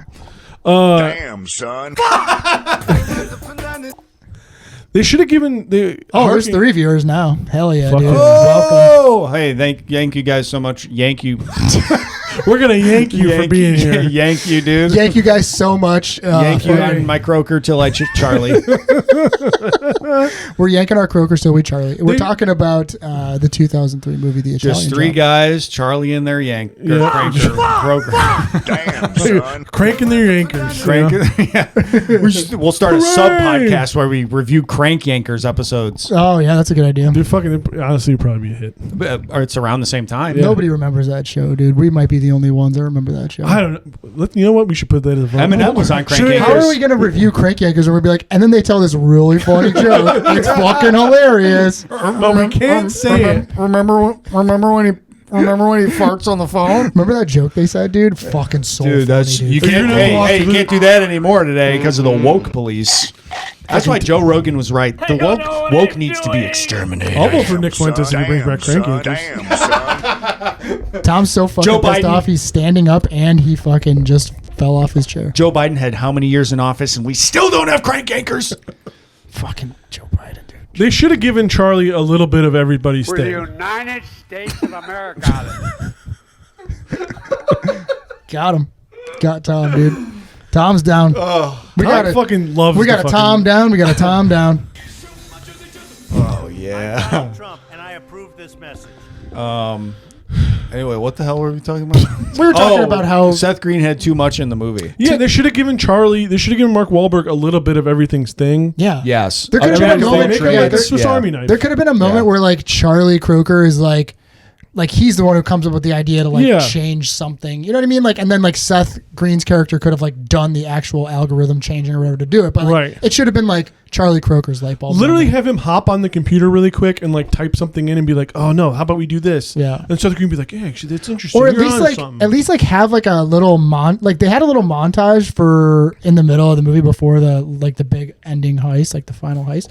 At least have like Charlie Croker like showing him like putting the pieces together with everybody. Like for the most part, they just like show him like on the phone with Wrench where he's like, "Hey, I need you," and then they show him on the phone with like the Ukrainian mob boss. He's like, "Hey, I got a proposition for you." I mean, the coolest thing he does is fucking hit like a 3-point shot to send him off. Yeah, when he's playing basketball against Handsome Rob. Hey, we'll just do it like the Italian Job. And then like he if shoots I, and whiffs you know, it. I mean, I don't know how good We're not leaving British until I hit people are this. at playing basketball, but we haven't seen Jason Statham on a basketball court since The Expendables. Oh yeah. He always finds his way back to his one true passion. Yeah. That'd be really Street funny ball. if he's like, "It's me and Sanders, the basketball guys in Hollywood." They don't call me Jason and one Statham for nothing. They're like, "No one wants to play with him. He's so bad." He gets really mad when you win, Yeah. and then he demands you play again. No, one more. You foul. You got lucky. That was a foul. I won by 47 points. All he just wants to play horse, Yeah, I mean, or as he says, horse. the beginning's great. The middle's fine, you know, and we're leading up to this big mega heist that they're gonna steal from Steve. Let's just sum up the middle They and basically say, like tear up all of LA. Yes, for it's this rad. heist. And it's like, I mean, nobody saw you guys doing that. You know, No. It seems pretty easy to be like, hey, I saw you driving downtown and you They blew really up did a not- fucking well, building. there's- There's, not mention you know, like this LAPD is at actually all. Detective Vincent Hanna was on PTO at this time, so there's really These guys are good. "Oh yeah, all right." Croker's good. I had All coffee right. with Croker an hour ago. He's on the moon. He's like, "You got okay. You got me." So like, I What think. if I got to put you down? That's my Mark Wahlberg. What if I get a Charlie? You're Croker. There's a flip side of that coin. There's a flip side to that coin. I got to get up at 4 a.m. What if I Charlie your Croker? Hey, that's not bad. There we go. Yeah, That's not bad. You just got to believe in yourself. You have to Hell just yeah, go dude. for it. Gotta That's what I'm believe in saying. yourself. The minute you think Wake up like at 4 a.m. Playing my heist. you do that first, ooh, no, it's over. You can't do the impression. You know what I mean? Like I'm gearing up to do it. that That's really my biggest mistake with the pre-cum impressions. impression Yeah. is once there's pre-cum in your impression, it's over. Yeah. You just got to just shoot it. That's literally my biggest problem. Is I'm always like, oh, Exactly. I mean, to sum up the middle, basically, is they find Steve's in LA and they put a team back together to steal all the gold back from Steve yes, and yes. just fuck his shit up. And they bring on Charlize Theron. She goes in as like the cable person. This is also kind of like, you wouldn't think that Steve, who's like ostensibly like a 10-year veteran with John Bridger, would not automatically know that that's his daughter. Yeah. You think he would not, like a smart guy like that, you don't think he would know who that is? I think that he kind of picks up, like He does right away. There is a moment where like she's in his house, like fixing his cable. Yeah.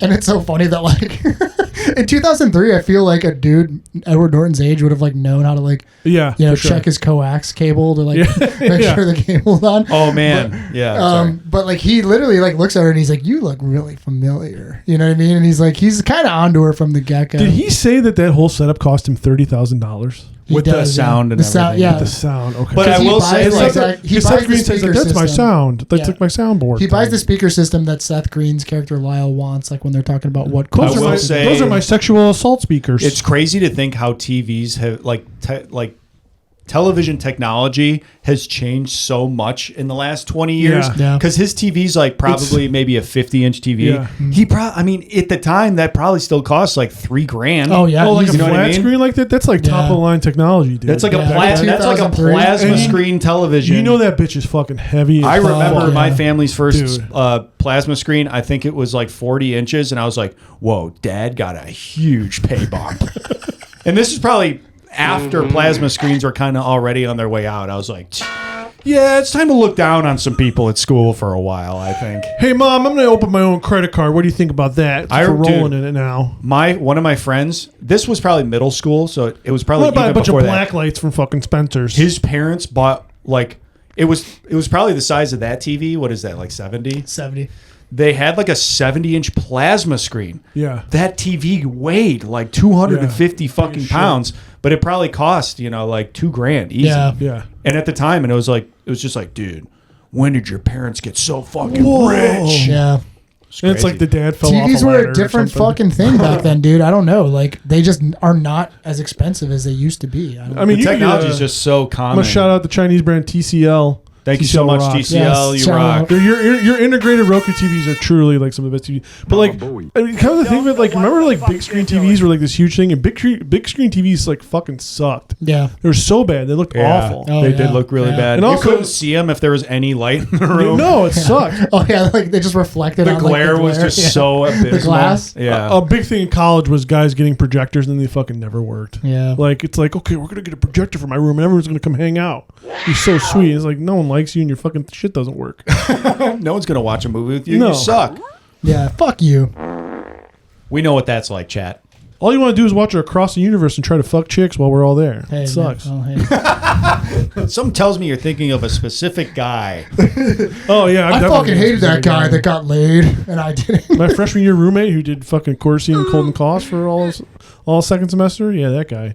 Oh, he was a DXL or whatever. Triple C person. What's that? It's Corsi and Cold and Cough. It's like whatever you're thinking of. Yeah. Oh yeah, You had to- DXM. I think it's You had called. to take like fucking 60 of them to get high, and then you're just fucking freaking out. Dude, I had a friend like that. Very good for your just liver. after high school, he broke it. He was straight edge when we were 16, as if that fucking makes a difference. And he broke edge, and he was drinking cough syrups and stuff. Drinking it, I understand, but like taking 60, of course. Oh, they're like tablets. yeah. You Just take- drink this shit, dude. Quit being a pussy. This guy wasn't exactly the smartest man. Though. Yeah, apparently not. You're just going out of your way at that point. Yes, it's making it much more complicated. What if that's what the Italian job was actually about? Them stealing 400,000 cold and we cough see tablets. 400,000? So they can sell them. So they could sell them to Josh's freshman year roommate. Oh, yeah. at fucking We're gonna go to all the Walgreens right in around time. Yeah. Hell yeah. We're going to every Rite Aid. This guy's sick all the time. Yeah. Mose, pretend you got a stuffy nose. I got a stuffy nose. Lefty, tell him you're sick. Oh, they call me sick robe. 'Cause I'm sick all the time. Give me all the tablets. I guess I gotta fuck this pharmacist for the tablets. It's this old guy. It's like these are just all over the counter. Yeah, It's like an old. it's like a 60-year-old man. What did you say you wanted to do? I'm gonna rock your fucking world. Oh, okay. Thank you. You're a nice man over here. Hell yeah. But so the middle part, in my opinion, leaves much to be desired. But Yeah, Josh fucking hates it. He says it sucks. yeah, I fucking hate this. He TV like it, fuck is you too. personally challenging Mark Wahlberg. I to a will fist fight. say. I would love to fist fight Mark Wahlberg. The sandwich metaphor is strange because what you're saying is the best parts of a sandwich are the bread. Hey, sometimes I specifically said in elementary school, Taking your lunch to school sandwich. Or sometimes the bread was the son. best part. Yeah, that's fair. That is fair. No, By it's the a bit- time you eat it, it's like I'm not saying it's the best parts, I guess. It's just like, I don't know. Depending on the fuck? bread, Maybe I it is guess. just fucking stupid. I don't know. you get some not a nice, smart fresh man. French bread or something like that. Hell Who yeah, cares that's what's in the exactly middle? what I'm saying. Yeah. Yeah. I didn't You got get me that, now. though. I was getting... No, it's a fucking bad idea. It's a bad. It's bad. Now that I I see think what about you're it. trying to say, though. I see what you're trying You to say. know what? I secretly knew that when after I said it, and I was like, I'm just gonna roll with it. I just hope they don't say I think people listening 'Cause to I this are can't- going to start saying that from now on. I mean, I can't say it and Yeah, be like, that's no, gonna be that the next fucking. thing. I can't say it like with my whole heart and be like, oh no, that fucking sucks and it's stupid. I do it all the time. I can't I'm tell not you. as brave as you. I cannot tell you how often I'm so confident about an opinion, and Yeah. as I'm saying it, I'm like, "Yeah, actually, No, fuck that that. sucks. Actually, that's really stupid." No, I need to do that more. It's totally all bail. the It's time. totally I bail. bail all No, the that's time. fucking stupid.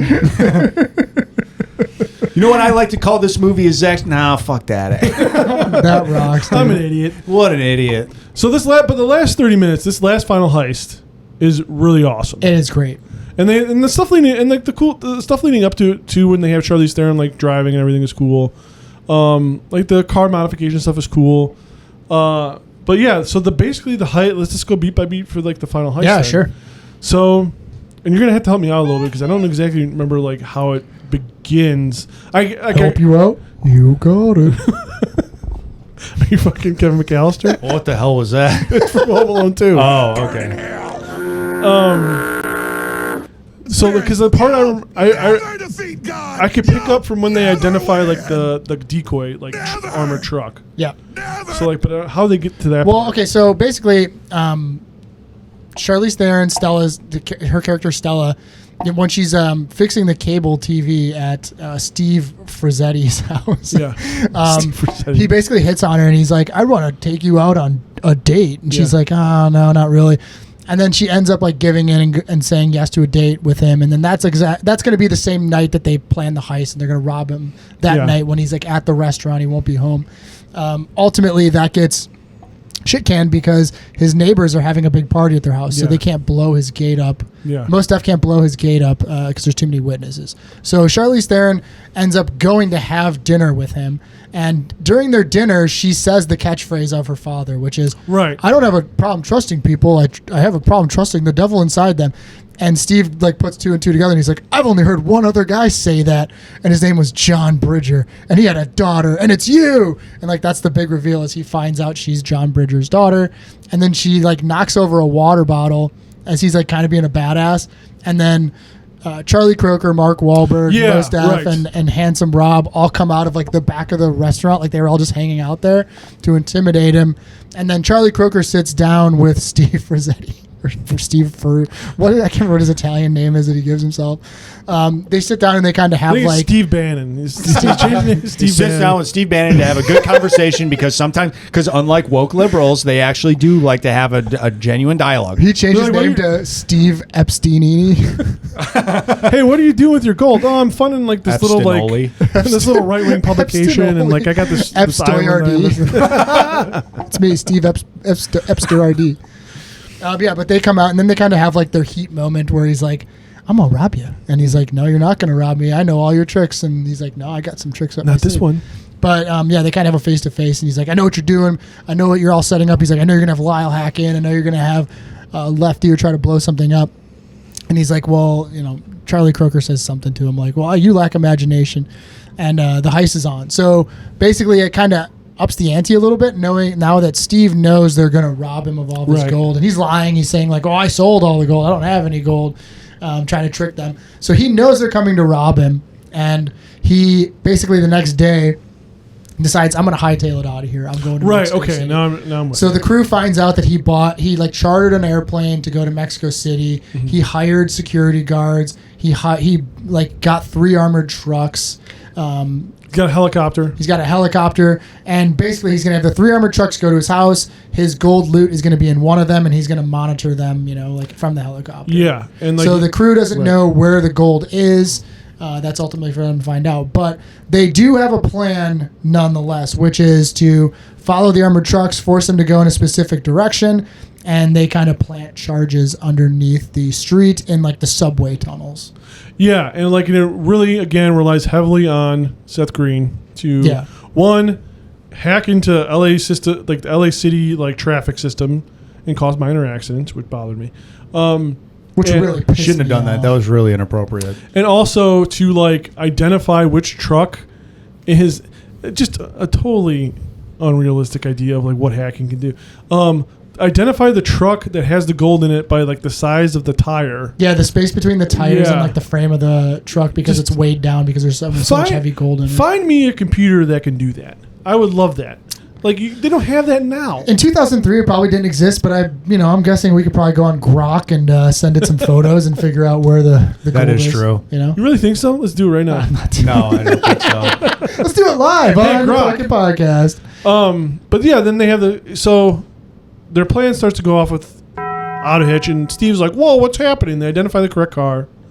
But in the meantime, Steve has been like selling some of the gold to this middleman guy at like a jewelry store. Yeah, this happens And, before like, the heist that takes place. And you were saying about this guy, like he starts like kind of recognizing the gold, and he kind of finally puts it together that this is like this stole out of this, like this heist became kind of famous. It got a criminal underworld. Yeah. made the rounds. The gold bars have a ballerina on them. Right. And Steve decides to kill this guy who ended up being like the cousin of this Ukrainian mob boss in LA, who then goes, "We have to find this fucking Steve dude because I'm pissed that my cousin's dead." And they get the information on Charlie's gang from Charlie's, like one of Charlie's boys, Skinny Pete, who's this which big is a Pacific Islander big dude. Pacific Islander. We Huge haven't guy. seen big Pacific Islanders like this since Den of Thieves. Hell yeah. Yeah. You know Oh, what? that's right. Yeah. Yeah, they're back. This is the Pacific Islander block, actually. You know we should rename it. Fuck, Is there yeah. Pacific Islander in Heat? Oh, I don't think so. No, Fuck, there's they not. missed it. God damn it. And that's That the would've one cool. glaring hole about that movie that Yeah, I there's no always Pacific talk Islander. about.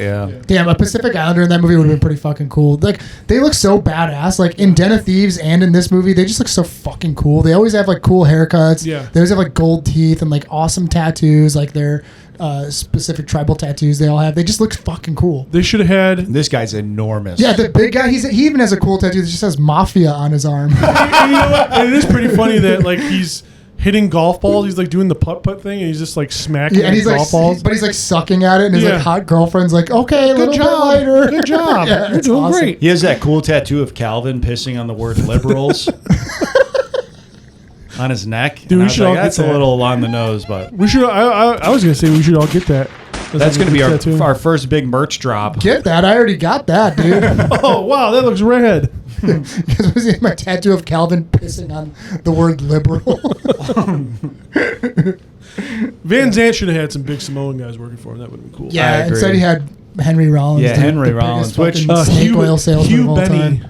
Damn, Benny. dude, not a Henry Rollins fan. Huh? I am a Henry Rollins fan. Oh, I just okay. think like I don't know. He just kind of annoys me sometimes. Like with his, I don't know, dude. He's like if he's like punk rock Jordan Peterson.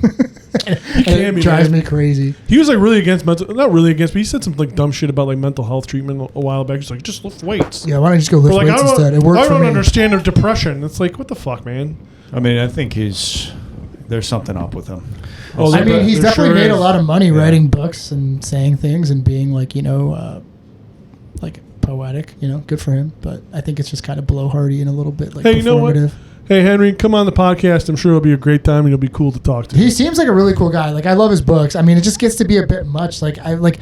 He definitely lays it on pretty There's thick. a lot of people that like, I don't know, dude. Like they put him on this like pedestal where it's like, I feel like every like 2 months I'm seeing the meme of like Henry Rollins talking about weights, and it's like I get it, dude. Weightlifting can Oh, yeah, for really sure. help you when you're sad, but it's like shut the fuck up. Like you don't know what people are going through. Just shut up. I think like when Get in the Van came out, it kind of put him on like a different thing where it's like Also, that's not true.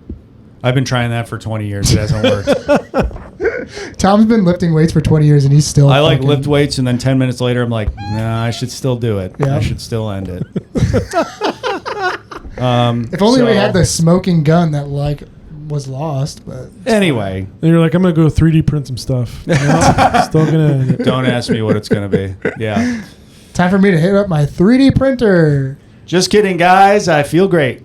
But yeah, Steve's been fencing his stolen gold to a Ukrainian guy named Yevhen, and Yevhen is like, "Hey man, this looks like the gold from the heist in Venice." And he's like, "Did you fucking tell anybody about that?" He's like, "No." Steve wastes him. Yeah, and kills then him. yeah, he Straight leaves. up, cold blood. Cold blood kills him, and then his cousin walks in, whose name is Mazhkov. Moshkoff's sad for cousin Yevon. Yeah, and we find out like a little bit later in the movie that Moshkov is like this big gangster. Moshkov grabs the informant who told Skinny Pete about the gold, which is how Charlie Croker found out about it. And he's like, who told you about this? And he's like, it was a guy named Skinny Pete. He's a big-ass guy with tattoos. So Moshkov goes to go visit him. It's a whole thing. Skinny Pete calls up Croker, and he's like, hey, man, you fucking snitched on me. And he's like, what are you talking about? And what do you mean? Yeah. I didn't do anything. I didn't snitch on you. I didn't snitch. I was doing push-ups at 4 in the morning. And he's like, why'd you snitch on me? He's like, I didn't. He's like,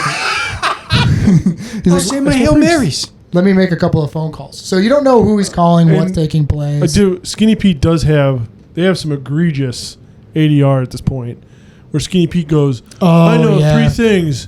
And one of them is you don't mess with the mother freaking Ukrainians. Yeah, dude. I was like, just throw the F word in there because Edward Norton gets an F word. I think you only get one when it's PG-13. Which is like you're gonna wait. It would have been better there. Yeah, because like Edward, like I was actually surprised when Edward Norton got the F bomb in there because you know what I mean. I'm like, why didn't they give one to Skinny Pete? It would have been cool if Skinny Pete. Yeah, he's like he's in the helicopter and he's like, where's my motherfucking truck?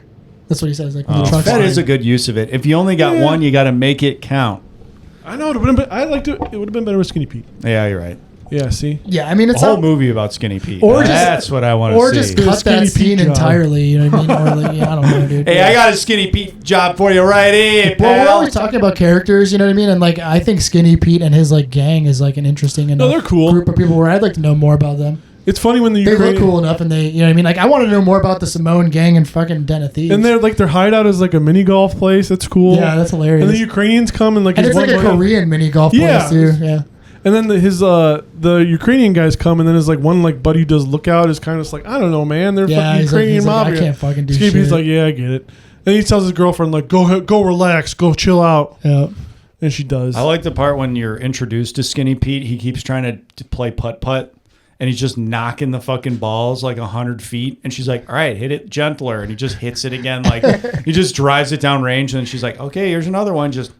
He's a big dude. He's got to be like, what, like pushing 600 pounds? It's a big They say he's 400. I was like, no. 400? He's a big boy. He's tall, too, is the thing. You know, and the joke, they're like, he doesn't like being stared at. And then, like, Mel Steph can't help staring at. Like, if you're a criminal, you'd think that criminals had seen many big goons before. Yeah, that part was a little bit weird. I was like, but he's the biggest, gooniest. I didn't put it together that he was having a weird time looking at him because he was so big. I thought that, like, Mos Def, like, recognized him or, like, I thought there was going to be some payoff where, like, most of his acting is really like weird. He made out with Skinny Pete's hot girlfriend or something. Oh. You know what I mean? I thought there was going to be something like that because I'm like, why is Mos Def acting like this?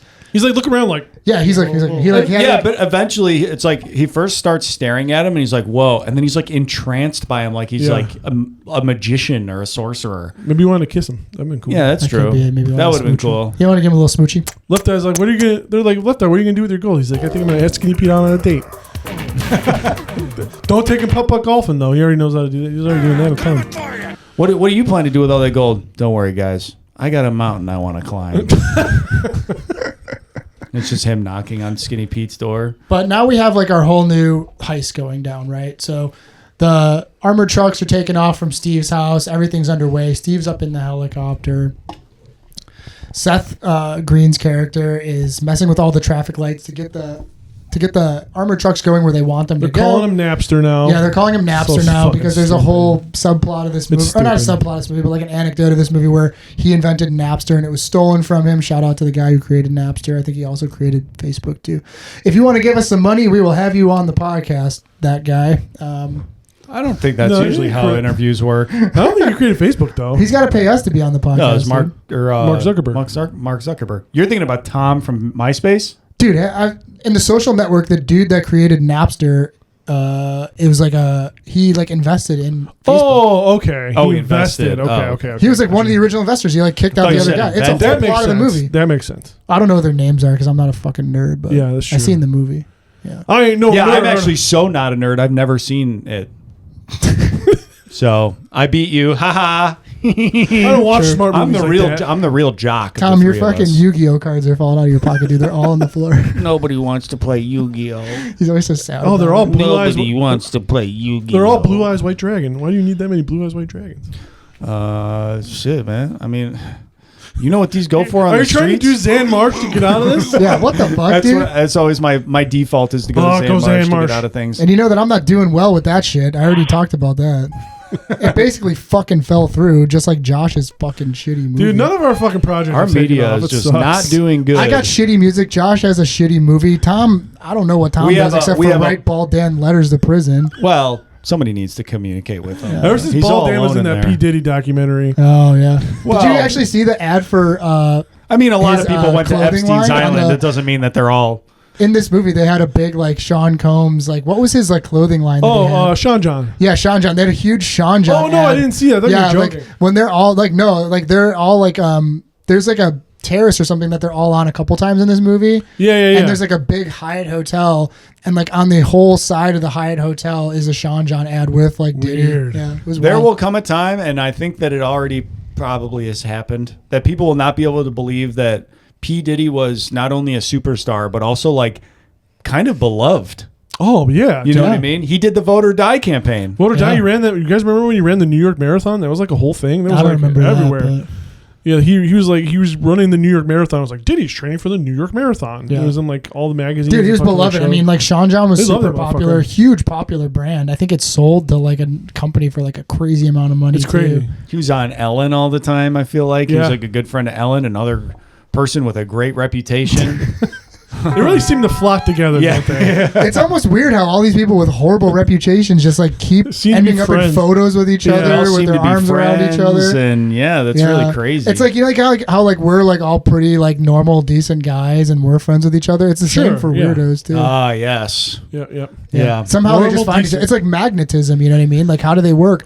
How do magnets work? But how do like people that are fucking weird and creeps just keep ending up in the didn't same Ellen place? At the DeGeneres, same I don't know time? how that happens. I don't know how that happens. Didn't Ellen DeGeneres There must be something in common that they all enjoy. Yeah. Not us, though. staple like one of her interns' nutsacks to his leg or something? Whoa. What was it? What did he do? I don't know what you're talking about. Diddy or Ellen? Ellen. Ellen stapled No, the guy's I'm just kidding. Oh. I was like, holy shit. I don't want to be sued I for just thought she was like a defamation. I just jerk. made that up. Yeah. I mean, the way they talk, I don't actually know what she did, but the way they talk about it, it's like she was executing people backstage. She's just mean. She's really Just like rude. I think it's just the disparity between like her on-screen persona, which is like this very fun like dancing, like we're gonna give everybody like a prize, and we're gonna do like these fun pranks and like jokes and stuff, and then backstage she's just like a monster, where it's like don't talk to her, or like she's gonna fire you because you forgot like a sandwich or something like that. That sort of deal. Yeah. Yeah, I've heard she's not a very good person. Yeah, she's not nice. Oh, well, Ellen, just you're what- not you know allowed who on else our is not- show. You know who else So is not don't even nice? think about it. Don't be Steve rude, don't be Fontaine, the rude. evil villain of this movie. Fontaine? It's not Fontaine. Oh, okay. Yeah, Epstinoli. Epstenio Epstoy Epstenio Hall. But yeah, we get the cool sequence now where This is pretty rad. We should the give it Mini the time. Cooper sequence This is cool. is really awesome. They're all parked on the side of the road. They kind of hightail it and start ripping those Mini Coopers down the sidewalk. And The then Coopers look awesome. They look awesome, and like It's so they're kind cool. of stupid looking cars. And They like, are, but they're very cinematic. I don't know yeah, how to they look explain it. they look awesome on screen, and Yeah, like they them do. ripping around makes sense for the movie. They make their way down a staircase, and that's an awesome practical That was stunt that they cool. did too. And they make their way into like literally the subway of Los Angeles. Yeah, they time it. They time it with a train where they like jump onto the tracks just before the train hits them. It's a which is super so really- fucking it's dope. awesome stunt sequence. I mean, probably one of the coolest stunt sequences in a driving sense that I've seen in Yeah. quite some time. And it makes total sense too because or like the logic behind it's good because they jump in front of the train because they need to get into the underground because they from like Jason Statham like doing his like test trials of like how to get around LA. Yep. They're like, well, we need enough. It's like, well, let's go under it. So they get under it to get to the armored truck, but also Seth Green stops the train because he's into like the transport system. He hacks into everything. He stops it right at the entrance, so like no one could get in the entrance, which comes into handy later. So like this, like it just levels to this heist, which is like again the strength of the movie. So yeah, they like get into the underground, and what do they do then? They get to a point and they stop right in the middle of the subway Right, they tunnels plan where this they out. plant their depth charges. Right, they kind of like there's a big thing where they like paint like C4 on Yeah, that's, everything like, in their this movie. thing. That's their thing. They paint C4 to the underside of the road, the ceiling of the subway, Yeah. and they basically wait for the armored truck to drive over it, and they blow it up. At the same time as they blow it up, Wrench is chilling there with like a semi truck, and he drops a metal plate over it so nobody sees the hole, nobody knows what happened. And it's kind of like a now you see it, now you don't. Yeah. Because Steve's up watching in his helicopter, and I don't know if they like. There's no way they could have planned this at the same time, but like Steve, his helicopter, maybe they did because they knew which way they were driving. But like Steve's helicopter, there's like a blind spot where there's a building there, and he can't see where it goes. Coincidental. Yeah, a little coincidental, but it's fine, whatever for the movie. And the armored truck falls down into the subway tunnel where they're all waiting. Yeah, they throw some tear gas into the semi. Yeah, the they knock truck, out the guards. Knock out the guards, and then they rip the doors open. And the big reveal. Remember that big pizza eating guy? That's not the reveal one. Jesus! All right. Were any of those the one you wanted to press? No. Oh, okay. But you're like, I'm on a roll right now, and I'm like, fuck, I can't pull up the new drop fucking page. And big reveal, Charlize Theron was expecting her character star with the safe cracker. She was expecting. She's not just a cracker. She's a safe cracker. She's a safe cracker. She is a safe cracker, also, from what I've heard. She seems nice, friendly, very friendly, very good person. Unlike Ellen DeGeneres, you're not allowed on the show. No, fuck you. We will not have you on the show. Oh, fuck, dude, don't say that. She's one of the viewers we just had. She's the one who got banned. She's going to hire us for her. She's the one who got banned. She kept calling us insane racial slurs. She's going to hire us for her writing team. I really need to fucking make my show suck ass. I need to make sure I lose all my viewership. Hey, so we're going to do a thing on our show. It's going to be really great. You guys are going to come on and do like 15 minutes of bad improv. Make sure you bring that drop machine. Make sure you guys just fucking freeform everything you say. Marsh is like, hold on. So I'm thinking today for today's show, I'll just read a list of celebrities' names and just go, who's up, and then their first name and then their last name. And I'm going to do that for 10 minutes straight. Yeah, and that's going to be a whole big bit. We're also going to do a bit on character names, character potential names for movies. We're definitely not going to beat that one to death with 4 episodes. Where we tugboat, tug job, speed freak. No. One of my Marshall's like, one of my co-hosts is going to be like, you know, I'm just going to beat a dead horse. I'm going to beat a dead horse and explode it with a list.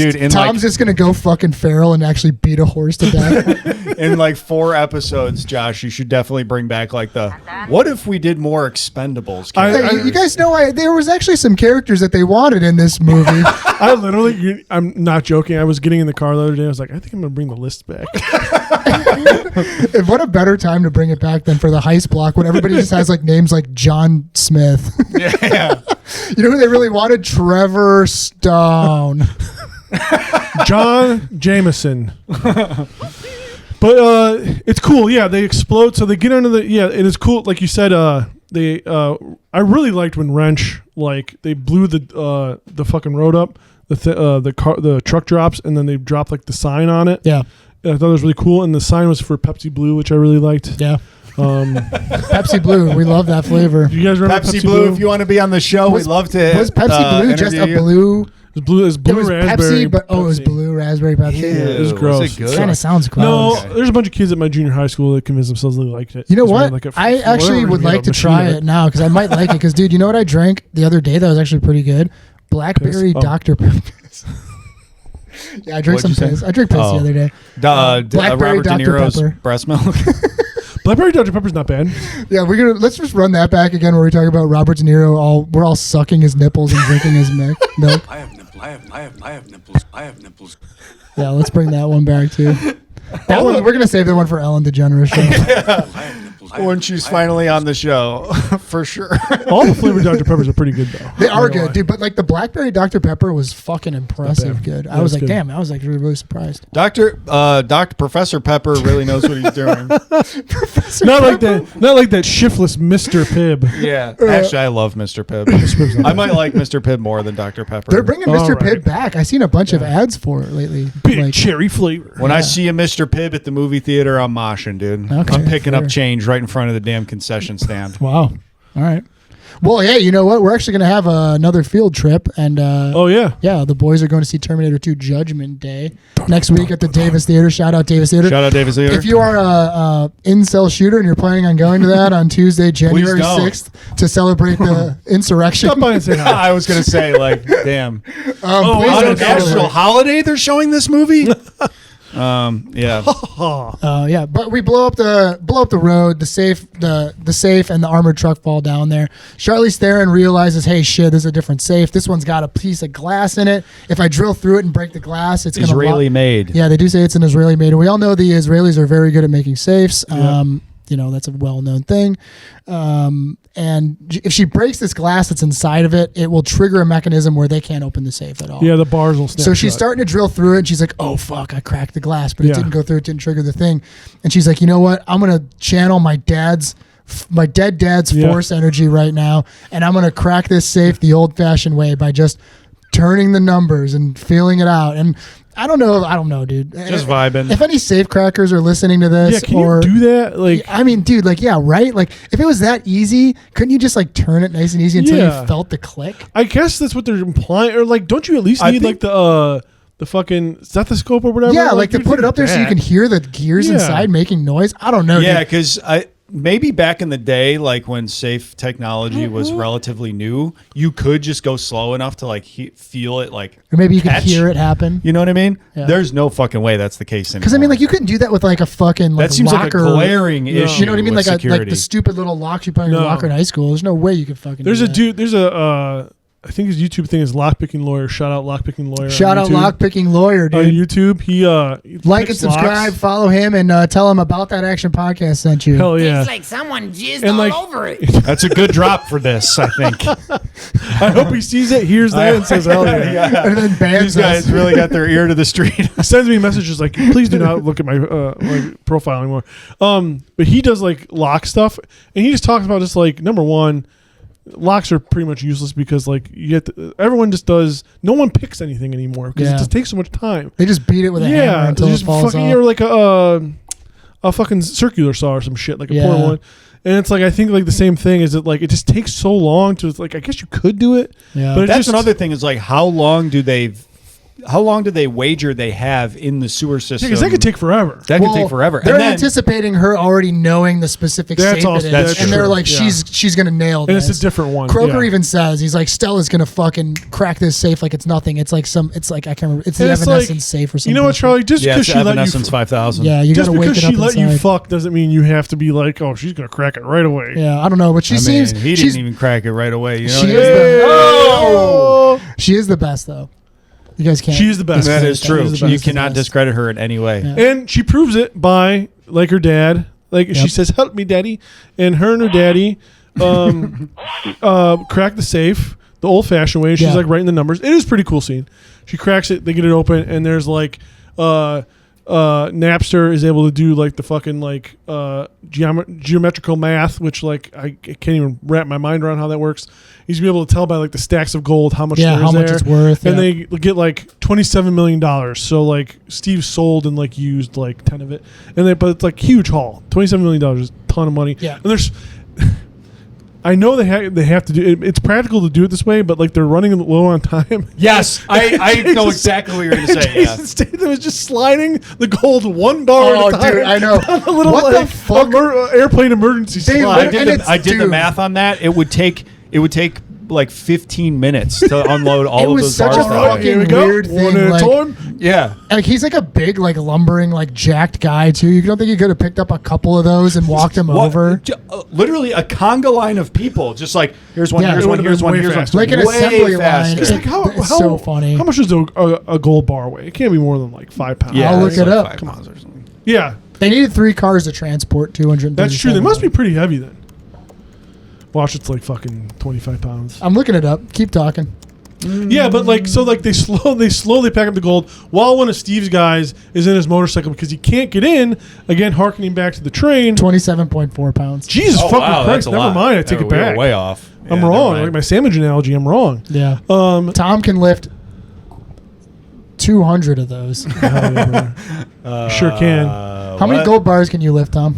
Yeah. Well, that would be Figure it out right 200 now. would be 4,000. How many gold bars could you bench Yeah, you press? can do that. Wouldn't it? How many of those? How far do you think you could have pushed one of those Mini Coopers filled with gold bars? I don't know, man. 1,000 feet. A couple hundred, 100 feet. I don't 100 know. feet. I That should genuinely actually don't know. be a fucking competition at a Yeah. strongman event. Mini bar. Cooper filled with gold bar. Dude, we'll do an Italian job We could. themed event. We could. You have to Mini load Cooper actual filled with gold gold bar. bars. Yeah. I love that. Could be We'll cool. call the Federal Reserve. We'll be like, listen, we heard you got a couple of those gold bars. Just like Brian Shaw, Eddie Hall, and like Martin Zalisis, just they have to recreate the Italian Job last scene. They have to get in the cars. they're all driving Mini Coopers. Yeah. Somebody call up Eddie Hall right now. Eddie Hall, if you are watching, how many gold bars can you lift up, dude? I want to know. He's gonna try to About fucking that fight action us. wants to know. Hey, if you want to fight me, dude, I will fucking fight you. I don't give a fucking shit. I will fight you, dude, if you want to. I hope you don't. I don't want to. I'm just saying I will. Hey, if anybody wants to fight Marsh, he's open to it. It's true. It's an You're a open big challenge. You're a big strong guy, buddy, but I don't know, dude. We'll see how it goes. So they get the gold. They're driving out, and like Steve's got a guy who they can't get into the. Steve is absolutely freaking the fuck Yeah, he's out in his freaking out. helicopter. at this point. gold. Yeah, he's like, and then like we said, he drops his first F-bomb in the movie. Yeah. He's like, where the fuck is my truck? He's freaking out. Excellent delivery by Edward Norton in this scene. And his fucking goon can't get into the train because the train's can't get into the trainway, or like the tunnel, because the train is stopped because Yeah, of Napster. the helicopter, So or you not the have to go helicopter, the around. motorcycle goons are kind of like riding their motorcycles all over the place. And now we get a really, really fucking cool This is driving cool, set yeah. piece. Oh yeah, where they go through the Where little, they go sewer through like a tunnel? Yeah. circular sewer tunnel And with the they kinda Mini go up on the Coopers, sides. and they're like kind of they're kind of like driving up like they are like a skateboarder would ride a half pipe with the Mini Coopers. It's Yeah, fucking it's awesome. pretty rad. The motorcycles are chasing after them. One of the motorcycle dudes goes down. Another one fucking like kind of goes up the sewer tunnel around him. And this is all practical from what I was looking It at. looks pretty- on, it looks practical. Yeah, on the screen it looks all practical, no CG. The Mini Coopers like shoot themselves out of the sewer pipe, land on the ground, and they're kind of like in like the basin area, like in Yeah. Terminator 2, like that the semi truck the is LA kind of Reservoir kinda LA area. Reservoir, yeah. Looks awesome. Charlie Crooker's car fucking biffs it coming out of there. Yeah, Fucking, they all do. They all kind of like They all land do. nose first and fucking like. But it's cool. We can ignore it. It's cool looking. Yeah, it looks really badass. And Steve's freaking the fuck out. He's chasing after them. We get an awesome chase sequence where you're literally seeing like, and this is like a thing like that. I think we were pretty fortunate with movies of this time where they got big budgets and they did really cool Yeah. big action set pieces. Now this would probably be all CGI. It would be for the 100% most part. CG. But you're literally looking at a helicopter chasing after three cars driving like, you know, in unison with one another, like through a public park. It fucking looks It's so awesome. cool, dude. It was very cool. It's Like awesome. almost hitting people and shit. Yeah, like they're kind of fucking mowing, like they're Yeah. like they're turning all over the place, they're drifting all over the place. Yeah. It just looked The fucking drifting so is cool. good. And it comes down to a one-on-one showdown between Steve and Charlie Croker. Yeah, Charlie is like on the comm with everybody, and And he's this like, is "I'll take awesome. Steve." And Steve is in the helicopter, and they're like under an underpass, and it's like they're kind of just like Facing chicken, off. Yeah. and like Charlie's trying to get around, he can't do it, and then like eventually, I think part of this was CGI, but it was a lot of it was practical. Is Charlie finds like a ramp, he gets up on the ramp, and Steve like rotates the helicopter around so that like the tail blade, Yeah, the rudder. like starts fucking hitting the like the car. That was pretty rad. Yeah, and then he drives off the edge of the ramp, and then the helicopter's fucked up. Steve freaks out. He goes and he fucked like up. steals somebody's like Ford Bronco. like Suburban or something. Or is that a Yeah. Chevy Suburban? Yeah, he steals like a Ford Bronco and somehow catches up to them. yeah, that part does. seemed a little unlikely to me. Yeah, because they're like in these faster cars, but I guess they're weighted down. And they load the Mini Coopers. Keep going. Yeah, sorry. the entire crew eventually gets to the freight yard where Wrench is waiting for them, and they drop off the Mini Coopers. And Steve jumps out, and he kind of walks over to Wrench, and he's like, "Hey, open up the doors to that freight train. I'll give you $5,000, buddy." And he's like, "All right, cool." It takes his $5,000. He opens the door. Who does he see? Yeah, your dad Yep. remembers me. Who does he see? He sees Charlie Croker. Charlie Croker's. That was real. I biffed the fucking sucked. drops Oh, multiple hey there, times. Steve. Oh, hey there, Steve. Didn't think I would see you. You looking for again. me? You looking for me? The Mini Cooper? That's just kind of like That was Mike just Mike Tyson, now. yeah. What the Mini Cooper? Mark Tyson. I got a bunch of gold in here. And I want shit out of my I'ma gold. fight him. I'ma beat his ass. You try to come after my gold, I'ma beat his ass. God damn it, Tom. Yeah, so Charlie Croker's there. They kind of have a standoff with one another. He's like, hey, you're a fucking idiot. You have no imagination. And then this part actually kind of made me laugh a little bit because Charlie Kirk is just standing there with nothing. And Steve's like, well, I got this. And he pulls his gun out, puts it in his face. That part was pretty fucking badass. And then you're like, oh shit, Steve's got a gun. These guys don't have any. The entire movie, you've not seen them hold a gun. It's true. Yeah.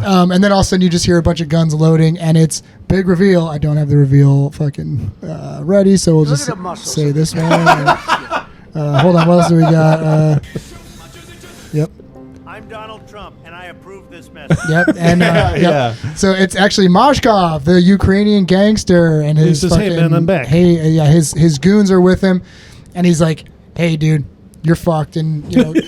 Steve tries to like weasel his way out of it. He's like, I'll give you gold, I'll give you money, and he's like, hey, I already made a fucking deal. Because guess what? We talked about this earlier. Charlie Crooker was on the phone. He talked to Mashkov. He made a deal with him. He worked it all out with Skinny Pete. I'll give you Steve. You can have him. Yeah, you can have Steve. Steve's the one who killed your cousin. You know, your fence cousin that was like buying the gold from him. He's a real cousin killer. Yeah, and like he even says something stupid where he's like, he was already dead when I got there, and it's like, dude, what the fuck, Steve? Like, just fucking wrap it up, Steve. You're done, bud. Do you know? It was kind of so like they get Steve's getting got. You're fired, bud. Yeah. And you know what? I don't know why. Maybe I'm just getting soft in my older age. Fired, bud. But like, it kind of like creeped me out when he's like, I didn't like. It made me uneasy when they did the little wrap up scene where it's like Steve's like, okay, you're just gonna, I can give you money to just don't kill me or just kill me right here. He's like, no, I have machines at my shop.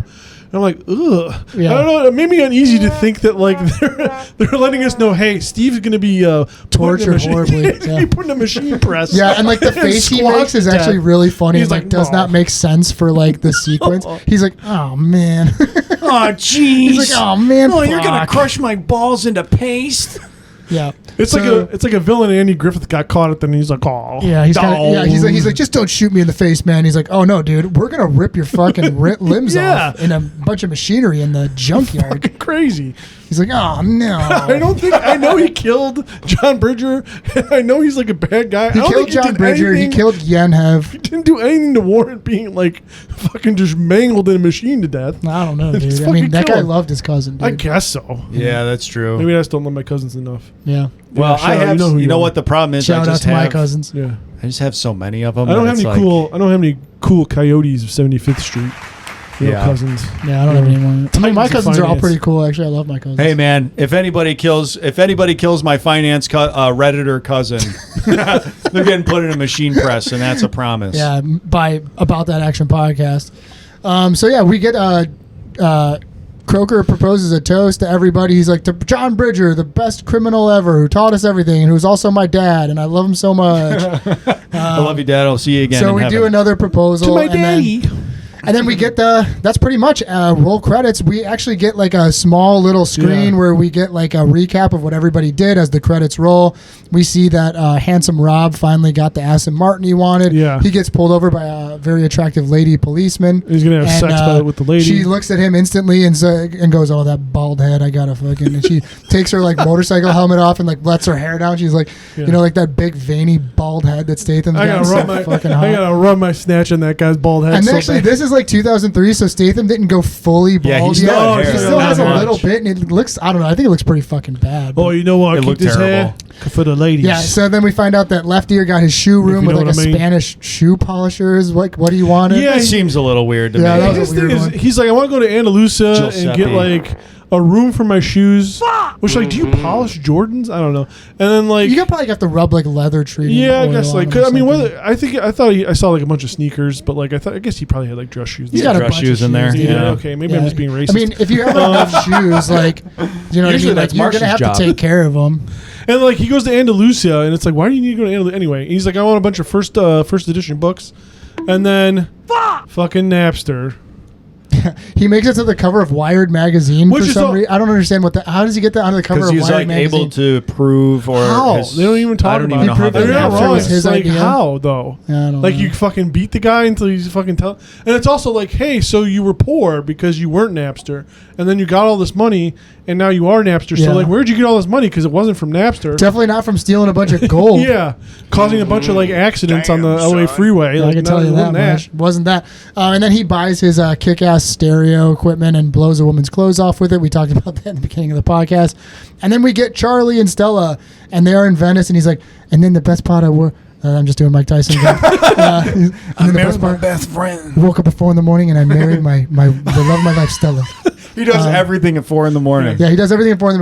It's 4 a.m. Him and Stella are on a canal tour of Venice, and he takes old John Bridger's advice and finds somebody that he loves to death, and turns out it was Stella. Even though they romantically had no chemistry the entire movie, they fell in love with each other at the end. I think like the most romantic part between the two of them is when he puts his hand on hers when she's cracking the safe. Weird. Like that's really it. But he kisses her on the head at one point. I'm like, don't do that. Yeah, I guess they like fall in love with each other, and that's it. They live happily ever after, and that's it. Yeah. Roll credits. Roll creds. All right, guys. So final thoughts on this one.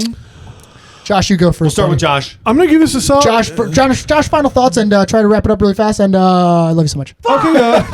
I love you too, man. Marshall, let's say this about 3 stars. It's a hotel movie, an airplane movie. I thought it was good for a lot of avoided parts, but calling it a hotel movie is a little slow in the middle. There's supposed to be a sequel called The Brazilian Job, which never materialized. And probably Mark Wahlberg's probably like, well, yeah, we're gonna do it. The Brazilian Job sounds too sexual. Yeah, definitely. Yeah, definitely. Well, Brazilian Job is literally just like we all just think of plastic surgery. Oh, true. Brazilian butt lifts. Yeah, exactly. Yeah. We're all gonna get Brazilian. if they called it the Turkish Job, it's like Jason Statham just gets hair. He's fat. I think it's just there's never going to be a sequel to this. It's Fast and Furious ate its lunch with like you're not gonna be able to do another car like heist movie for a very long time. Yeah. So 3 stars though. 3 stars is decent. It is a perfect hotel airplane movie. Perfectly acceptable movie to watch with your family if you have children or something like that. I gotta poo. It was worth the watch. Am I happy that I paid to rent it? Not you entirely. Paid to rent it. It was on Paramount Plus. I don't have Paramount Plus. I can't keep doing these fucking streaming apps. I'm losing my mind. We could share logins. It's not hard. All right. Well, we actually aren't going to do that if anybody from Paramount Plus is listening. No, we could hypothetically. Yeah, we could. You can, but we won't because we here on the podcast, and mostly Marsh actually. He's a big one. He's a big guy on this. We respect the sanctity of capitalism. Absolutely. And so we would never, ever break the rules for streaming sharing. Yeah, we would never do that. We respect streamers too much, man. I really respect those big companies and everything that they've done and everything they've done for us. Like literally, we wouldn't have jobs if it wasn't for those big companies. And Theaters so realistically, it's kind of like I also think that they should just keep getting money from things that they just have. Yeah. I agree. They should keep putting stuff behind more and more paywalls. Yeah. We hear it about that action. Love paywalls. It's our favorite thing about modern society. We want more paywalls. Anywhere we can get it, more paywalls behind grocery stores. Yep. I personally think, I've been saying this for years, I think that you should have to pay to shop it. Like you should have to pay an entrance fee to go into a grocery store. That's such a good idea, Tom, and that's why that's why I want to do this podcast with you for those ideas. I have to fucking change my underwear every time I get behind a paywall, man. Yeah, it fucking absolutely. I don't even know which fluid it is. Yeah. No, but it's all good. Yeah, it's all good. Yep. It's all good. And you know what? You should have to pay when you leave too. I agree. Yeah. Not just for your groceries, to get out of the grocery store. Yes, I agree. Yeah. You prove that you paid, and then you actually have to pay an additional fee. And then what you could do is you could do the way that they do it with sales, where you have like the cost or whatever membership. Yeah. They could do that, but you can't leave without it. Yeah. Yes, 100%. You can enter without it. You cannot leave if you don't have it. Even if you bought your stuff, you can't leave. Yeah, exactly. You have to eat all your pork rinds. Well, then you have to eat like a tub of almonds, and then it opens up the possibility. Now they're doing apartments. Yeah, they're doing apartments Costco above, apartments. and now it's you can rent an apartment. You can't above leave. There, You can't leave, but now you can rent the apartment above. Some of those Costco apartments are pretty nice, man. And the only way you can leave is if you drink a cup of Robert De Niro's breast milk. Sign me up. Yeah. Hey, make it an entrance fee too. I think I'm gonna go get a Costco membership. Yeah, double my fee on that one. Hell yeah. The Italian Job was perfectly fine. I'm not upset that I watched it, and I'll probably never watch it again. I mean, this is go ahead, Marsh. I already had my time. Oh, you're good. I cede the floor. I relinquish my time. I think that this movie is a lot of fun. I'd say it's an underrated. Maybe I wouldn't say it's a hidden gem, but it's definitely a fun movie from the 2000s that I think, is probably better than most of the movies from this era. definitely slept on a little bit. I've never seen the original. I'm sure they paid great homage to it. If you like movies that are a little campy, a little corny, I'd say like Dated, but like Ocean's 11, like I just watched that one recently and it really holds up. Great movie, a lot of fun. This is kind of like the afterbirth of like, you know, like when a great movie comes out, you get these like 4 or 5 movies that are just like it's sort of afterbirth, but this one kind of like really is fun and isn't like crummy. I'd definitely say watch it. It's middle tier, right? Like if I had to give it stars, I'd probably give it a 3 like Josh. I think it's a lot of fun. I think it's a great cast that all work really well together. Very cool heist plot and great action set pieces with the stunt driving. Man. I can't talk about how great they are. They're really, really fun. And I love a good chase sequence in a car.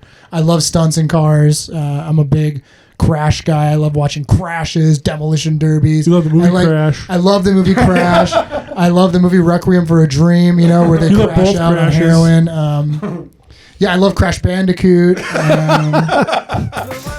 Yeah, I love crashing out myself and just freaking the fuck out. You know, like when I'm at the grocery store and I just fucking start yelling. When I go to the grocery store and they don't charge me an entrance fee, I'm crashing out. Well, I'm just constantly yelling at the manager where I'm like, why aren't you not charging people an entrance fee? You're giving money away at this point. And the guy's like, sir, just please leave. And I'm like, yeah, listen to me. You know, I'm trying to make you money.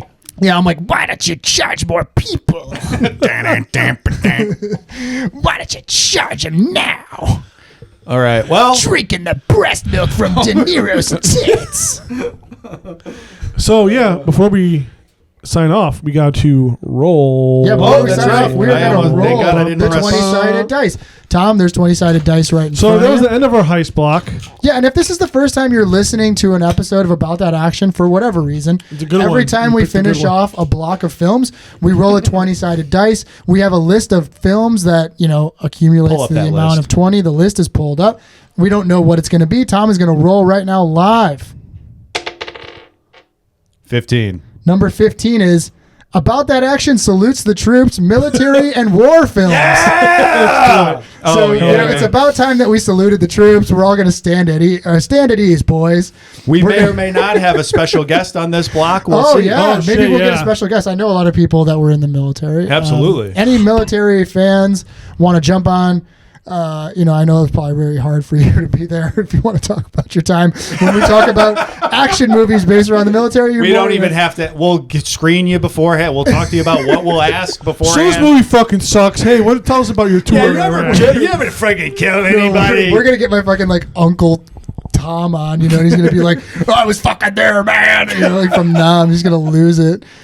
With the camo backdrop, it's not going to be good. Was your time in the Gulf War like the fucking Starship Troopers? I would have joined, but I would have beat up my drill sergeant. That's my problem. They said I honestly think I would have liked war too much, and they would have been like, "This guy's sick." Damn true. They did turn me away because they said I was too badass. They're like, "This guy's too badass. We can't give him any guns. They'll never be in Al Qaeda ever again."